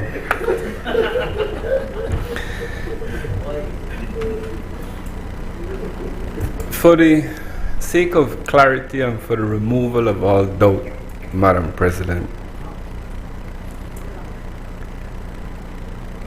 I am not anti-government.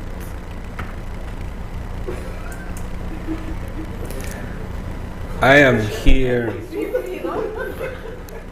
here solely to offer another perspective on the matters that we need to do in this honorable house. Yeah. I will stand on my record of standing alone for the procedure under the constitutional emergency powers provision, Madam President. And so, as I did then, I continue to do now, to raise questions of procedures and issues and offer fresh, different perspectives on matters. We pass laws, Madam President, it is said, for the law-abiding citizens. However, Madam President, we really should give our thoughts to the unscrupulous, non-law-abiding citizens who would seek to take the good work that is done by this honorable House and use it for their nefarious activities and unscrupulous gains, Madam President. As it relates to the Criminal Records Rehabilitation of Offenders Amendment Bill, Madam President, I wish to offer very little suggestions. I applaud, as I supported the Criminal Offenders Rehabilitation Offenders Act number 11 of 20 that we passed earlier, Madam President, 2024, 11 of 2024. I think it was very progressive, and so I was very pleased to see that it had been brought into force on the 1st of August 2024 by Statutory Instrument number 105 of 2004. I understand now why Section 30 was not brought into force, because we would have envisioned the need to make an amendment to bolster that provision, Section 30, to add COVID-19, Madam President, and I say categorically that that rights and injustice that was meted out against many Belizeans during the COVID-19 pandemic, when we were all in fear of dying from this virus that we understood very little about, and people were trying their best to cope with the limitations on their freedoms and the new restrictions that obtained under emergency situations. So I applaud this addition of COVID-19 first offenders, Madam President. I think it's a very good thing. I can understand if it's cleared up why it is, or if it is, that the board has been appointed. I ask that we try to expedite that, because there are members of the public who are being affected by other pieces of other criminal records that are not captured in Section 30 that want to make their applications. So I urge that we move ahead with trying to ensure that that board is appointed as quickly as possible so that those records can be expunged. And as it relates to the proposed new Section 34, Madam President, I ask that we give liberty to the regulations to not require an affirmative resolution of this Honorable House. These sorts of, this is the first time I have seen, Madam President, that regulations would require affirmative resolution of the House. And it is interesting because this is something that would exonerate people. Usually, the standing procedure is regulations are made subject to negative resolution of the House, so that it stands as law unless we vote it down. However, this 4 adds another layer of legislative requirement to the regulations that would be made. It would have to go through the terrible debate of my legal scrutiny, and so before it is brought into law, and I say, Madam President, that this sort of legislation let's make that subject to negative resolution, because I don't see that we require to come back. This is the second time we're coming back on this particular piece of legislation, Madam President, and I don't think we need to come back again. The powers that be, the technocrats who will do the regulations to ensure the flowing of the expungement of the records, I think know what they're doing, and I feel that I don't know why it has affirmative resolution, Madam President. I stand to be enlightened. However, I think that my reflection would be that let's not add any more layers. There are people there who wish to have their records clean.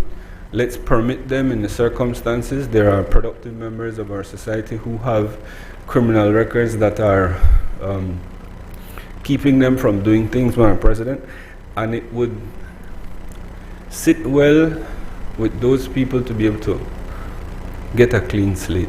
I take this time, Madam President, to raise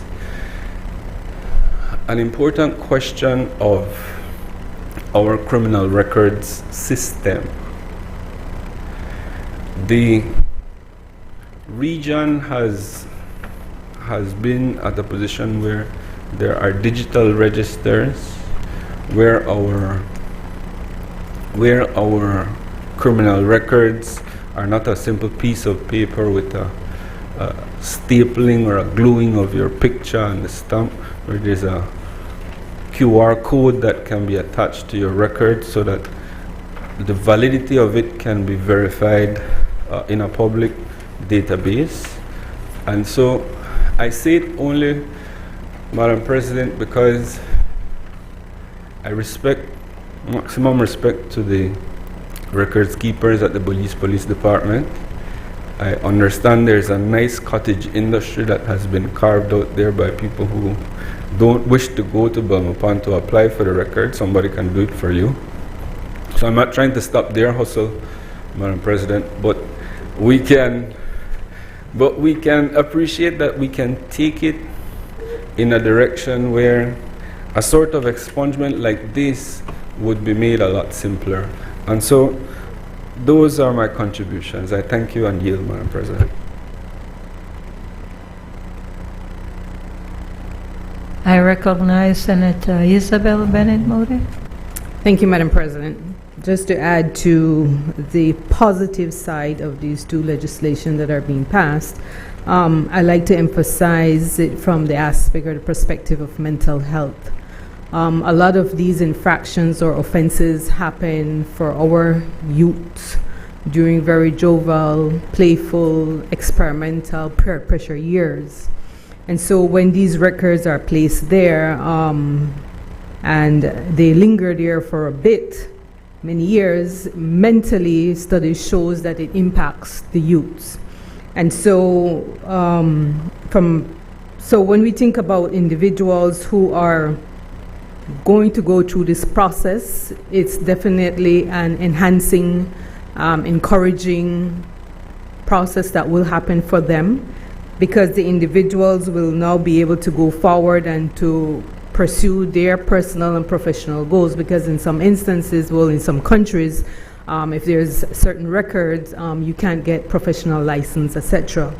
Thank God for Belize, we are making a move with these two laws to enable our youthful population that have erred in the past. It does help with self-esteem eventually when these things are removed from your record, and it definitely affords for a better outlook in life. But I would like to also say to that, it's not just the offender that gets affected, it's also the family. And so when this process happens, the family is stabilized and we have a healthier population moving forward. When we think about expounding, it does not only aid the individual, but it affords for a more just and fair society. So I'm very grateful that this administration is moving forward. As we have seen, there are many bills that continue to be passed looking at different aspects of society. And of course, the responsibility of a law is to be able to safeguard and better the population of a country. And so when we think about a law that fosters stabilization, a law that promotes social equity, these are two that certainly does that. And obviously, this is an administration that is looking forward thinking in protecting its people and promoting development and growth. I thank you. I recognize Senator Kevin Herrera. Thank you, Madam President. I'll be very brief on this one, Madam President. Let me preface my comments that I do believe in second chances and have no issues with that. But I ask the question, Madam President, what are we getting out of it?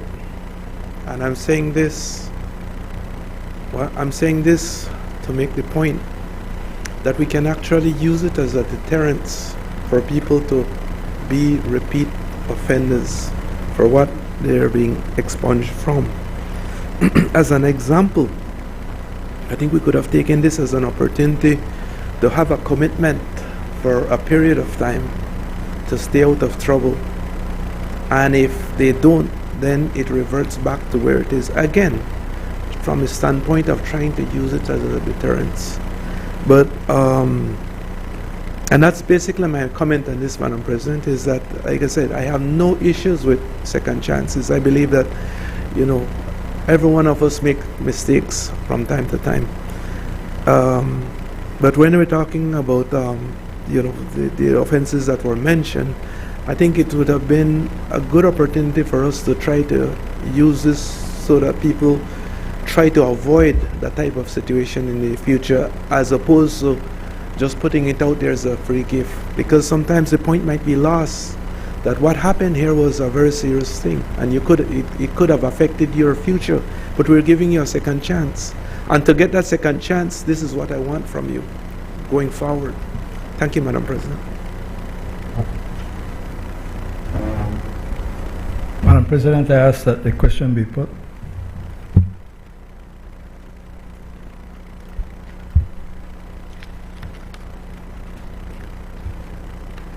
Honorable members, the question is that the bill for an act to amend the Criminal Records Rehabilitation of Offenders Act, Act number 11 of 2024, to repeal and replace provisions relating to automatic expungement, to allow for the automatic expungement of any conviction for a first offense of possession of cannabis or cannabis resin, and the first offense for any COVID-19 related offense, and to provide for matters connected therewith or incidental thereto, be read a second time. Honorable members, the question is that a bill for an act to repeal provisions relating to the expungement of certain convictions and to provide for matters connected therewith or incidental thereto be read a second time. All those in favor kindly say aye. Those against kindly say no. The ayes have it.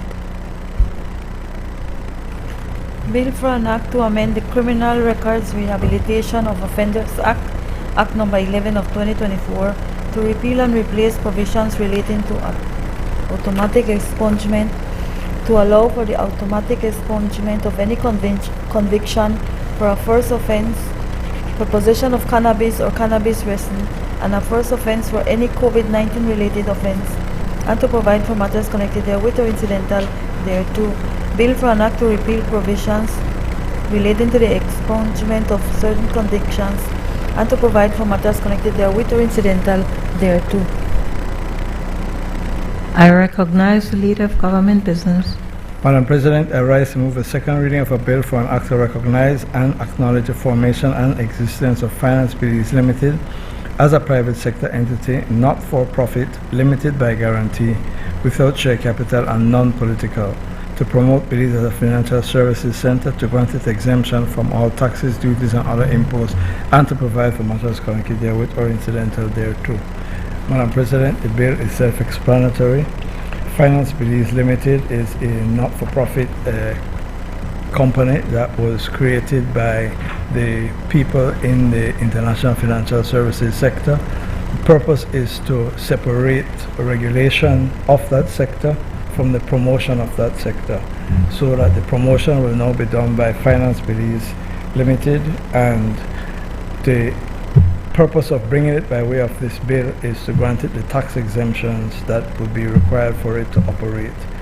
free of any taxes, duties, imposts, or other levies.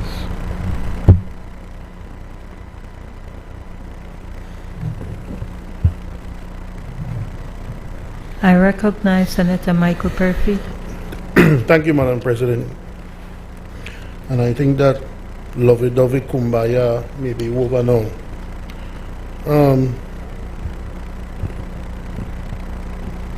Madam President, I know the leader of government business says it's pretty straightforward. And it is pretty straightforward. But at the same time, what is this? I mean, why is this necessary? And I have to say, Madam President, that anytime you see a bill enabling other entities or an entity to do what the government itself can do, should be doing, should have been doing, it makes you wonder. So then, just come here for a supplementary, which you're no stranger to doing, and hire 2 more people or 3 more people within the government to do this work. Because, Madam President, this is where it gets tricky. This is supposedly a private company, not for profit, limited by guarantee without share capital and non-political. If it is private and non-political, then the Minister of Finance shouldn't be the one choosing the chairperson. Those two don't go together. Why do you need to create a private vehicle for this? What's the purpose of that? And then the people who work there, and then you say this is a vehicle that is private, non-political, that will promote the financial services of Belize or the financial viability of Belize. I have to repeat again, who is better to do that than the government itself, or some firm or some department in the government? Don't we have economic ambassadors who are supposed to do that? Don't we have ambassadors for trade? We don't have ambassadors for these things. Why do you need to create a private vehicle to do something for the government? And then, when you look at it,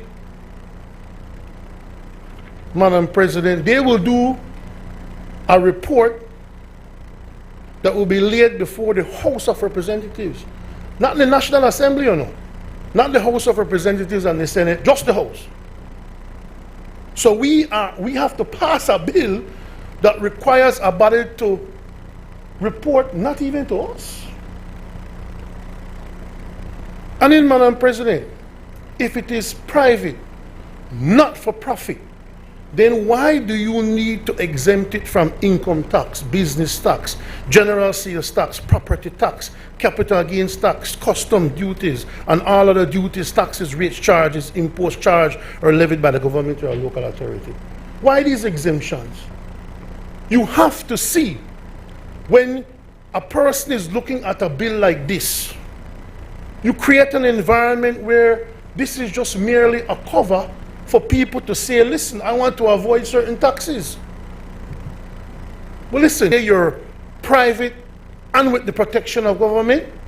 You, talking about vehicles earlier, you get a vehicle, let it be owned by Finance Belize and you just drive it. Free from custom duties, free from everything. It is, Madam President, something that any normal person would look at and say it creates an environment for some serious hanky-panky. Some serious hanky-panky. You're telling me that there is nobody currently in the government who can do this? And then we don't have to lose revenue by exempting a private entity, because then when it will suit them, they will say, but we private. All we need to do is to submit our audited financials to you, to the minister, and then the minister, as early as possible, will submit it to the House. Which means the minister don't have to. You don't have to. So we can never know what is happening. We can never know what is happening. We can't mandate anybody to know what is happening in a supposedly private, non-for-profit business that we are giving customs, duties, capital gains tax exemptions to. That not sound correct, man. That not sound correct. And then who are these people? Who will these people be? Just very general. Because remember now, this is a private company, Madam President. They can pick who they want to be their members. They can employ who they want to work for them. So these people can hire anybody they want, pay anybody what they want, and they as an entity pay no taxes under the guise of they are promoting Belize as a financially viable destination. I cannot support, Madam President, anything that we can already do within our system to promote Belize as financially stable. That's for the Ministry of Finance. That's for FSC itself, or get a department of public relations if that's what you want to do. Get Beltrade in, and then you form like a commission of existing people from these things, and you promote Belize on an international level to create another vehicle. To create another vehicle that will be tax-free, housed by private individuals answerable to nobody, is a dangerous, dangerous proposal that they're putting forward, Madam President. Thank you very much.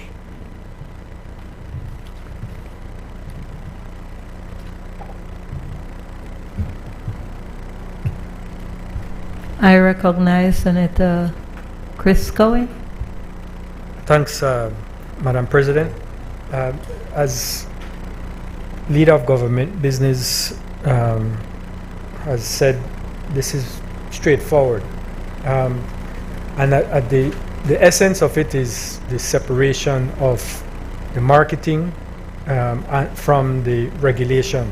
It is not unlike what pertains in the British Virgin Islands. British Virgin Islands has probably the most successful offshore companies registry in, yeah. Okay, but yes, so that's in a way we're looking at what has worked elsewhere, and certainly want to support the development of the financial services sector. A lot has been put into supporting its development. You might be familiar with the securities industrial law and other legislation connected to that. This is one of those legislation that is there to support the financial services sector. And one of the weaknesses or challenges identified has been in marketing of the financial services sector.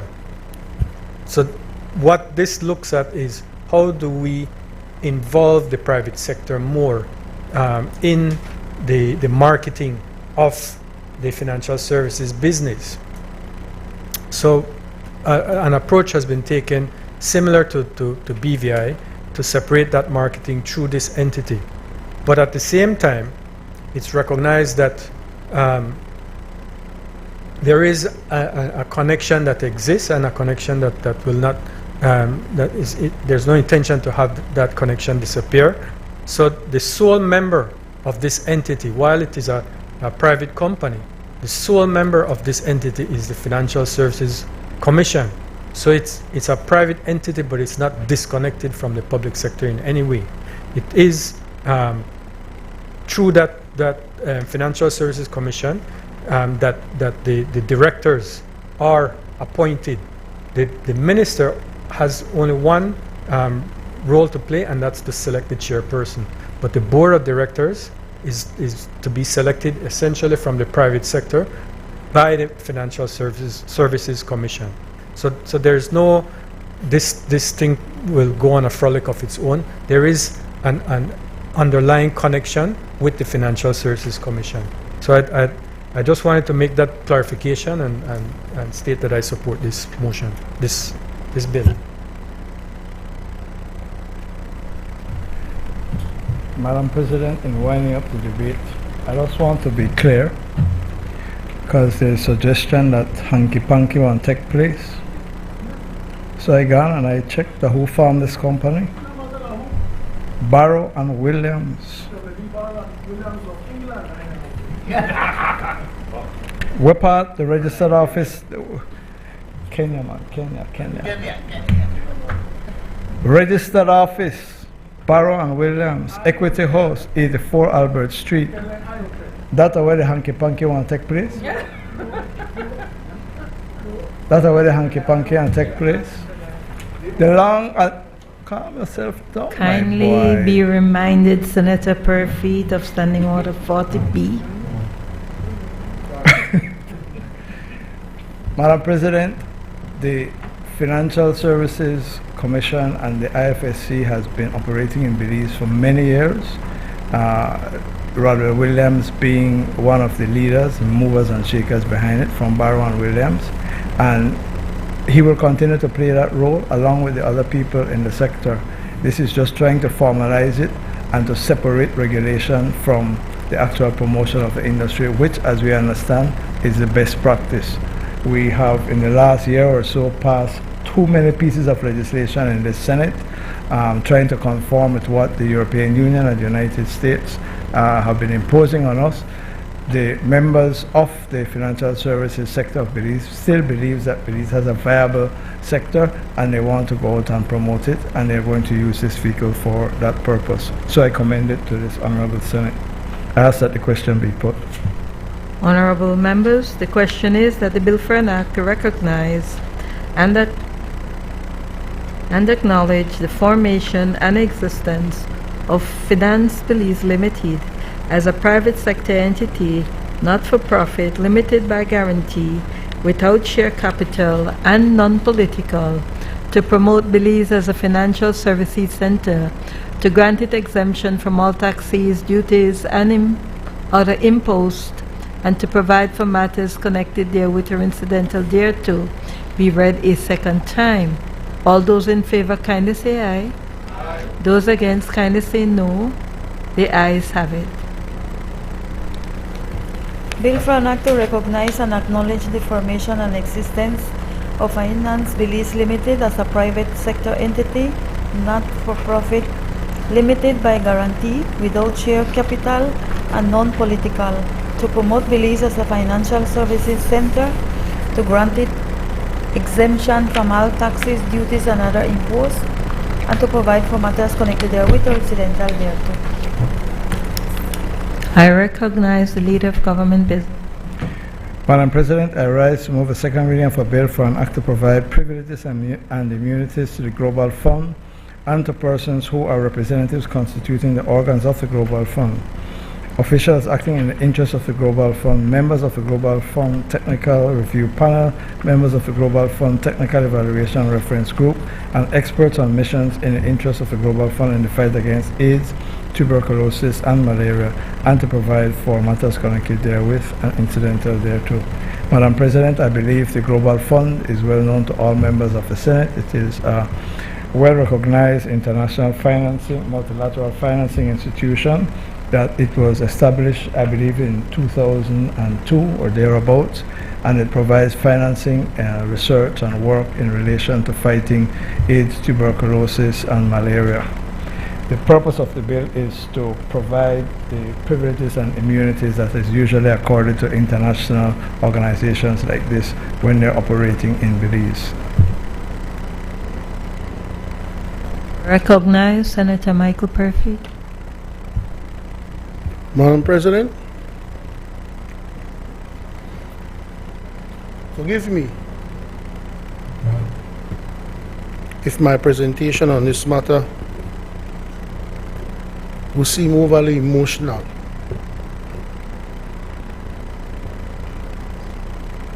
Madam President, I cringe. It may be for the right purposes, you know. I always cringe at these immunities. that we give to people. Because we do not have a very good history, and I know there is supposed protection in here where the immunity can be taken away by either the Global Fund or the government in certain instances, but there's no power of arrest. But, Madam President, let me give you an example of what, it may sound petty, but let me tell you what I hear about these privileges and immunities that we give away that we don't get ourselves. You know, the thing was last week I landed at the airport, and there is this man in a military uniform for England. British military uniform. On the tarmac, waiting for somebody to land. And to come off the plane. And the person, I waited purposely, and he got for a regular person in a short pants and a t-shirt. And I am saying, you ever think that a BDF soldier in his uniform could stand on the jet bridge in Miami and welcome a regular person from Belize? Absolutely not. We give too much privileges to people. We give too much privileges to people that we are not granted the same of. I understand. When it comes to governments, so if a government from another country, they have an ambassador, just like we have ambassadors. When their ministers, they travel and they come to Belize. When our ministers travel abroad, courtesies are extended. But Madam President, none of these privileges that we are giving to these people here would ever be extended to anybody from Belize. And that is the part that upsets me. And that is the part that makes me just not able to sit and say anything about something like this for a couple of reasons. There was a case in the High Court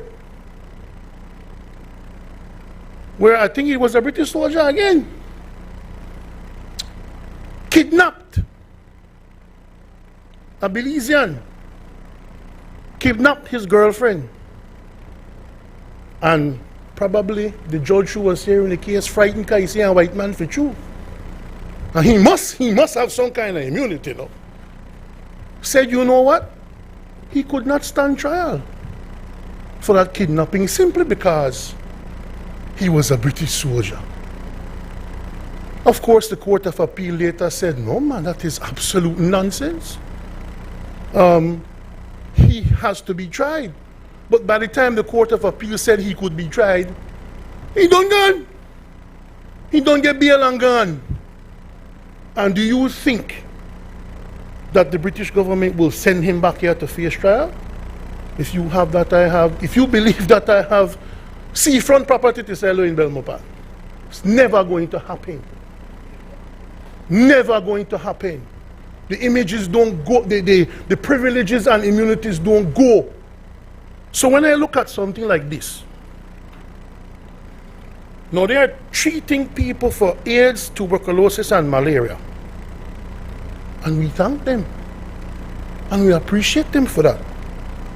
But does that then extend, because they're doing that, do we have to say to themselves, say to ourselves that we will then allow them and their property and assets, wherever located and by whomsoever held, shall enjoy immunity from every form of legal process, insofar as in a particular case it has expressly, except where it expressly waived its immunity, with the understanding that no waiver of immunity shall extend to any measure of execution. Madam President, the only entity in this country that you cannot execute against is the government of Belize. We are elevating these people to the status of sovereign nation in our nation. So if you sue the Global Fund, Madam President, and the court or the arbitrator says that they owe you $1,000, if it's just 2 Belizeans and you not pay me, I make the execute against your goods, and if you know the goods not enough, you not pay me, I make you go to jail. You cannot execute against these people. So even if you are in a dispute with them, if they decide to rent a building and not pay their rent, and they owe the landlord $10,000, even if the landlord goes to court and win, the landlord has no way of executing to get back his $10,000.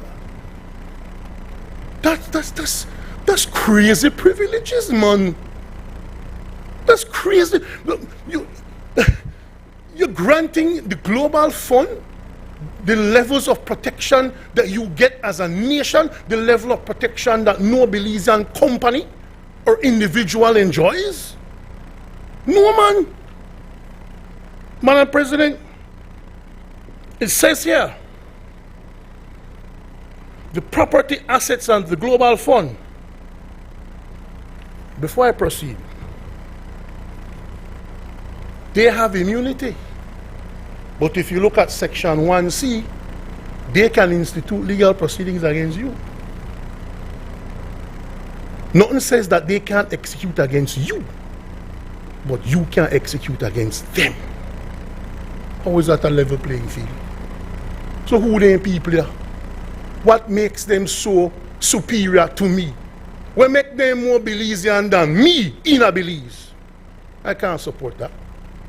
Madam President, their property and assets of the Global Fund, wherever located and by whomsoever held, shall be immune from search, requisition, confiscation, expropriation, or any other form of interference, whether by executive, administrative, judicial, or legislative action.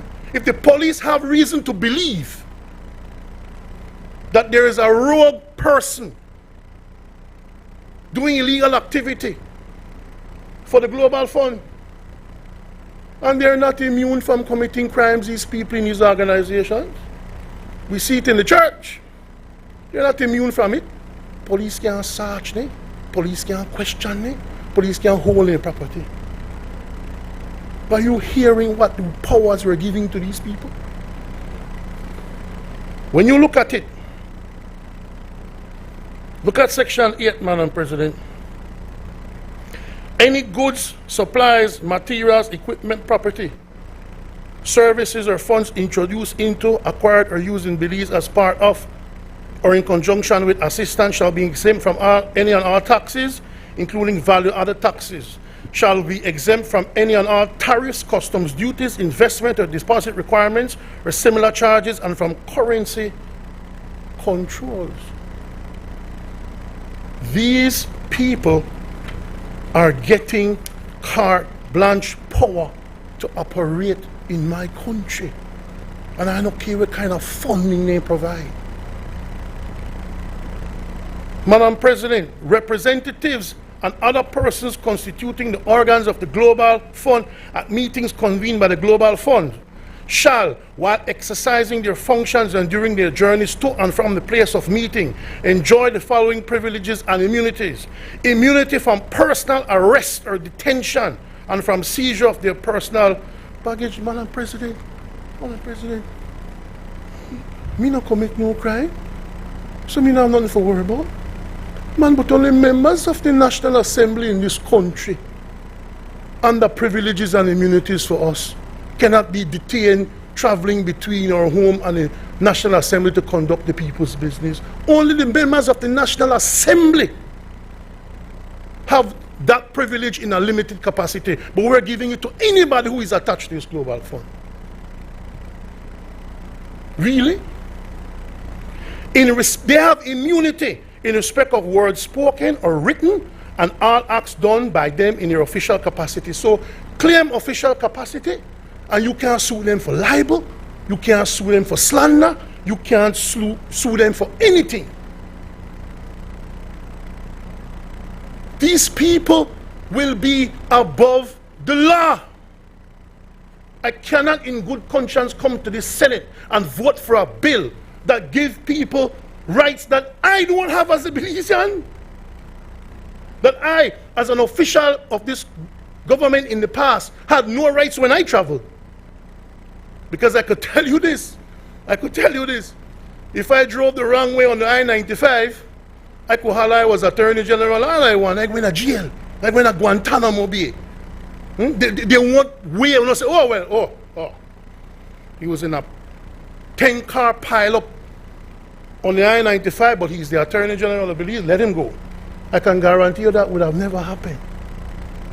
These people are getting those privileges. Madam President, representative and other persons constituting the organs of the Global Fund at meetings convened by the Global Fund shall enjoy complete freedom of speech and complete independence in the discharge of their duties, and the immunity from legal process in respect of words spoken or written and all acts done by them in discharging their duties shall continue to be accorded, notwithstanding that such persons are no longer engaged in the discharge of such duties.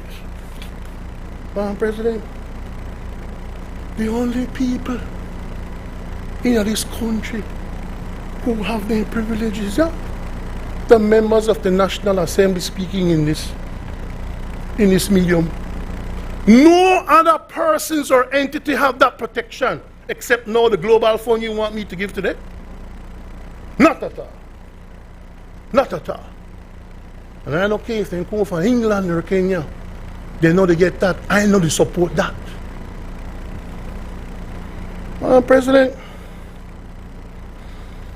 the government of Belize, in relation to its representatives and the Global Executive Director in the case of non-Belizean representatives, shall reserve the right and are under a duty to waive the immunity of a person in any case where, in the opinion of the government of Belize or the executive director, the immunity would impede the course of justice. That's supposed to make me feel better?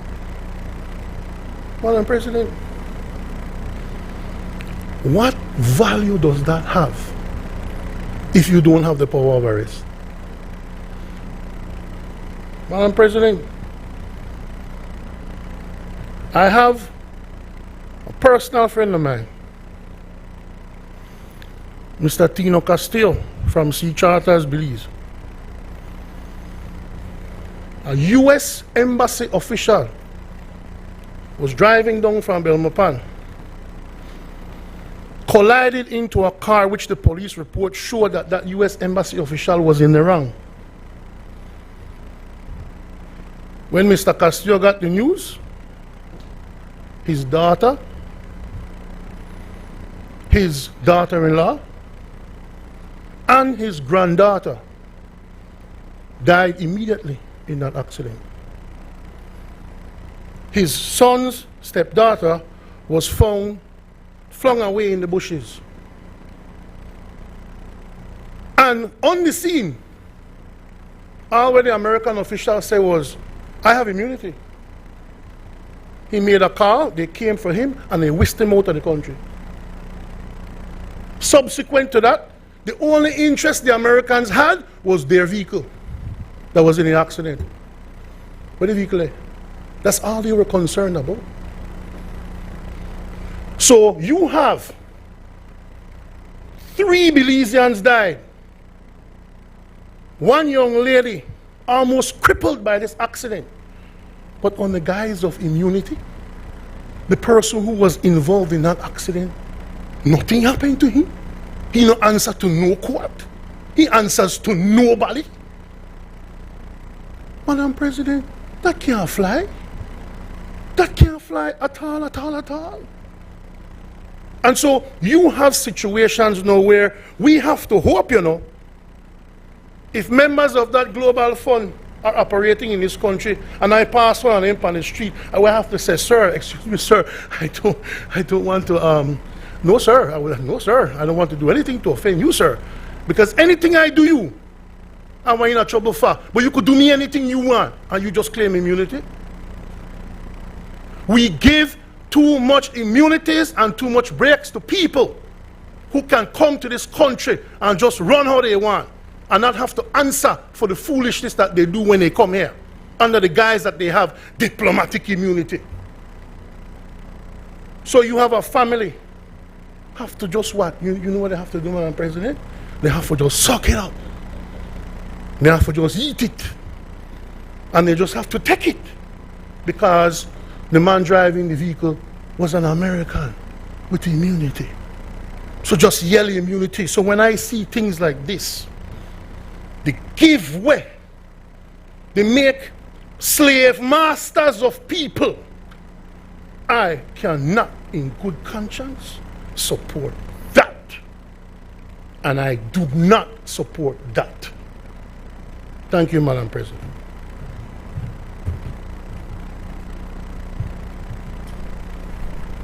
I assume, Madam President, that my dear friend,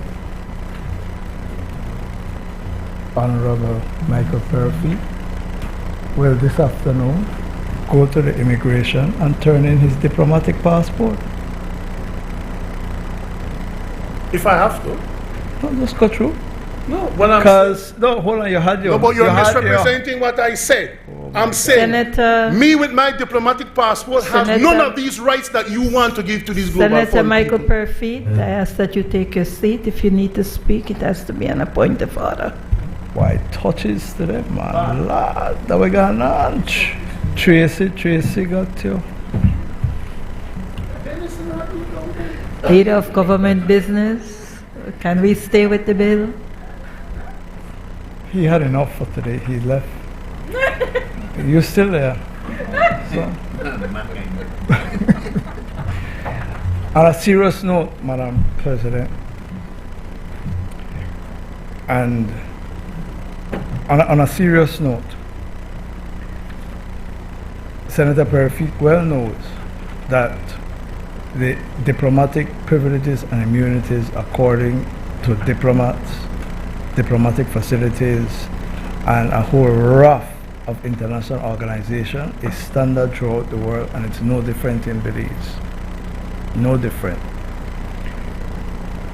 The reason for these privileges and immunities to exist is not that they're abused in countries like Belize, but there are a number of countries around the world, and if you think about it, and I won't call the name of any country, but think of certain countries where you have to go into as a diplomat. Countries that are autocracies, dictatorships, countries that do not respect the rule of law, countries that do not have institutions that can defend you and guarantee you the right to a fair trial.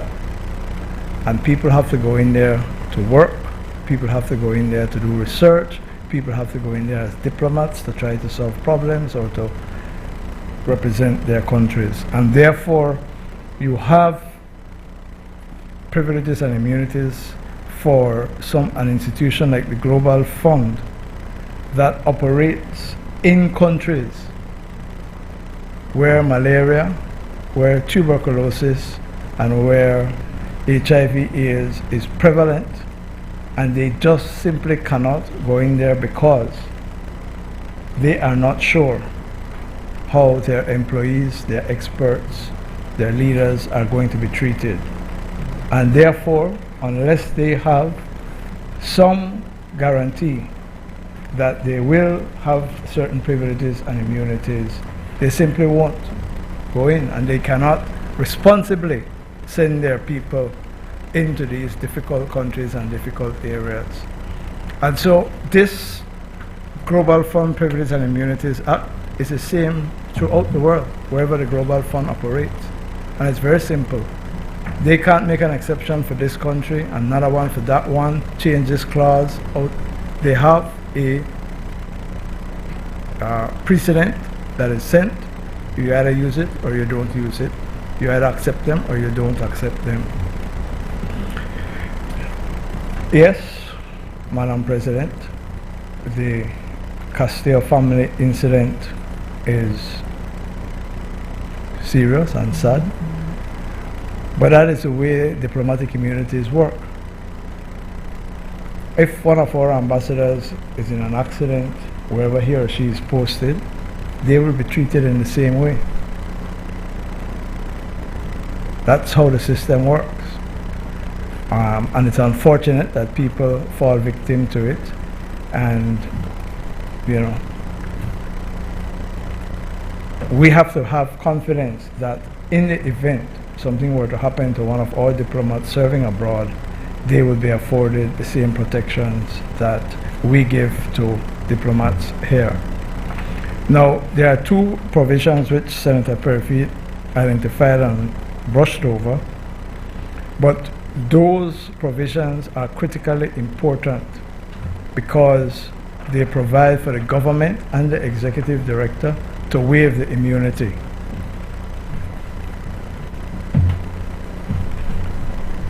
And what is expected is that in a case, and the language is very clear, where it is going to cause to impede the course of justice.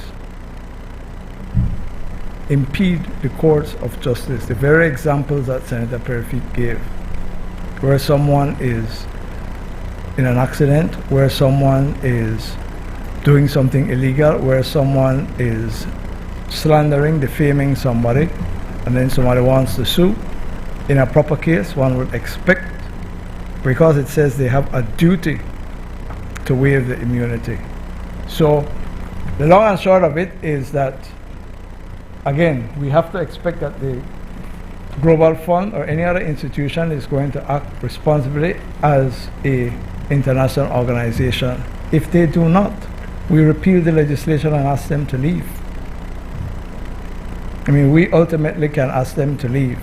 So, Madam President, the truth of the matter is that the Global Fund is prepared to continue and to deepen their cooperation and activities in Belize, but they want the legislation to be passed to provide the protection that they enjoy in other countries where they operate. Before closing, I will just point out that without comment this morning, we approved and authorized the Minister of Foreign Affairs to ratify the Status Protections Agreement for the Multinational Security Support Mission in Haiti. We also approved, without comment, in the supplementary, money for Belize to send forces to Haiti. I believe it's 1.7 million, 1.7 million without comment. They will enjoy the privileges and protections that are in this document. So it is not completely true to say that when Belizeans go somewhere, they are not going to be protected. The fact of the matter is that all our diplomats enjoy the privileges and immunities. If we send our forces abroad, we ensure that they enjoy the privileges and immunities. And if we were to have an international organization based out of Belize that provides the services like the Global Fund or anything else, then we would insist that that type of protection be accorded to them. Madam President, on balance, it is my settled view that the Global Fund Privileges and Immunities Bill will redound to the benefit of Belizeans, and I commend it to the Senate. I ask that the question be put. Honorable members, the question is that the bill for an act to provide privileges and immunities to the Global Fund and to persons who are representatives constituting the organs of the Global Fund, officials acting in the interests of the Global Fund, members of the Global Fund Technical Review Panel, members of the Global Fund Technical Evaluation Reference Group, and experts on missions in the interests of the Global Fund in the fight against AIDS, tuberculosis, and malaria, and to provide for matters connected therewith or incidental thereto, be read a second time. All those in favor, kindly say aye. Those against, kindly say no. The ayes have it. Bill for an act to provide privileges and immunities to the Global Fund and to persons who are representatives constituting the organs of the Global Fund, officials acting in the interests of the Global Fund, members of the Global Fund Technical Review Panel, members of the Global Fund Technical Evaluation Reference Group, and experts on missions in the interests of the Global Fund in the fight against AIDS, tuberculosis, and malaria, and to provide for matters connected therewith or incidental thereto. Committee of the Whole House on Motions and Bills. Honorable members, in accordance with Standing Order 68A, the Senate will now resolve itself into the Constitution and Foreign Affairs Committee, a committee of the whole Senate, to consider the motions referred to it, and thereafter, in accordance with Standing Order 54, the Committee of the whole Senate, to consider the bills that were read a second time.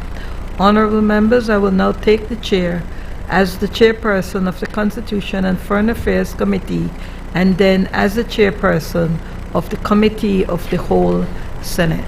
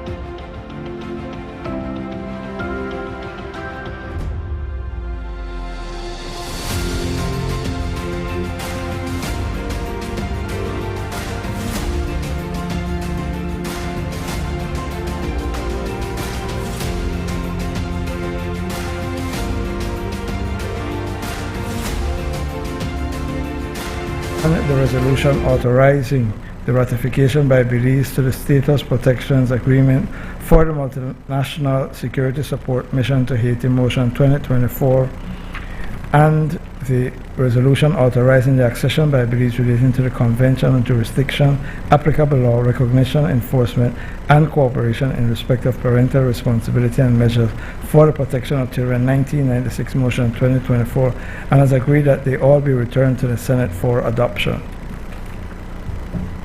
Honorable members, the question is the resolution to celebrate 35 years of diplomatic ties with the Democratic Taiwan Motion 2024. All those in favor kindly say aye. Aye. Those against kindly say no. I think the ayes have it.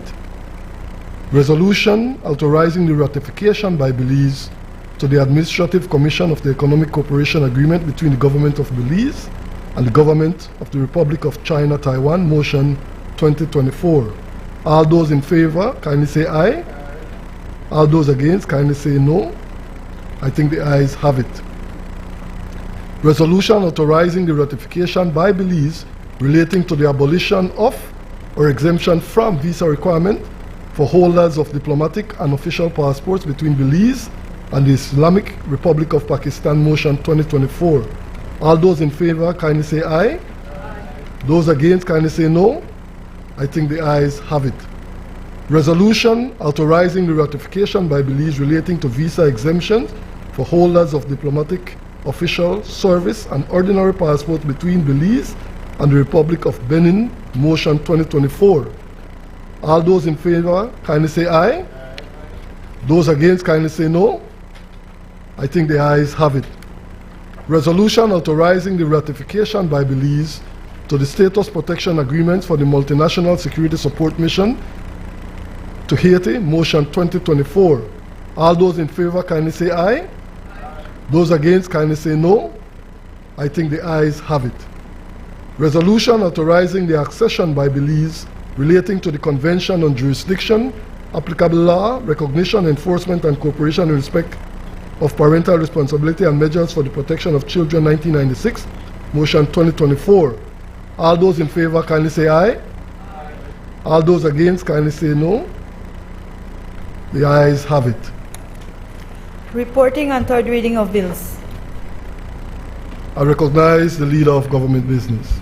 Mr. President, I rise to report that the Committee of the Whole Senate has considered the General Revenue Supplementary Appropriation 2024-2025 Bill 2024, Customs and Excise Duty Amendment Bill Number 2, Bill 2024, Movable Property Security Rights Bill 2024, Criminal Records Rehabilitation of Offenders Amendment Bill 2024, Misuse of Drugs Amendment Bill 2024, Finance, Belize, Recognition and Exemption Bill 2024, and Global Fund Privileges and Immunities Bill 2024, and pass them without amendment. I now move that they be read a third time. Members, the question is the General Revenues Appropriation Bill 2024, Supplementary Appropriation Bill, 2024-2025. All those in favor kindly say aye. Those against kindly say no. The ayes have it. The Custom and Excise Duties Amendment Bill Number 2, Bill 2024. All those in favor kindly say aye. Those against kindly say no. I think the ayes have it. The Movable Property Security Rights Bill 2024. All those in favor kindly say aye. Aye. Those against kindly say no. I think the ayes have it. Criminal Records Rehabilitation of Offenders Amendment Bill 2024. All those in favor kindly say aye. Aye. Those against kindly say no. I think the ayes have it. Misuse of Drugs Amendment Bill 2024. All those in favor kindly say aye. Aye. Those against kindly say no. I think the ayes have it. The Finance, Belize, Recognition and Exemption Bill 2024. All those in favor kindly say aye. Aye. Those against kindly say no. I think the ayes have it. Global Fund Privileges and Immunities Bill 2024. All those in favor kindly say aye. Aye. Those against kindly say no. I think the ayes have it. Bill for an act to appropriate further sums of money for the use of the public service of Belize for the financial year ending on the 31st day of March 2025. Bill for an act to amend the Customs and Excise Duties Act, Chapter 48 of the Laws of Belize, Revised Edition 2020. Bill for an act to facilitate the use of movable property as collateral for credit facilities. Bill for an act to amend the Criminal Records Rehabilitation of Offenders Act, Act number 11 of 2024. Bill for an act to repeal the provisions relating to the expungement of certain convictions. Bill for an act to recognize and acknowledge the formation and existence of Finance Belize Limited. And the bill for an act to provide privileges and immunities to the Global Fund and to persons who are representatives constituting the organs of the Global Fund. I recognize the leader. Mr. President, I move that the Senate to now adjourn. Honorable members, the question is that the Senate do now adjourn. All those in favor kindly say aye. Those against kindly say no. I think the ayes have it. Madam President, you wish to? The Senate now stands adjourned. No, I saw you had some notes there.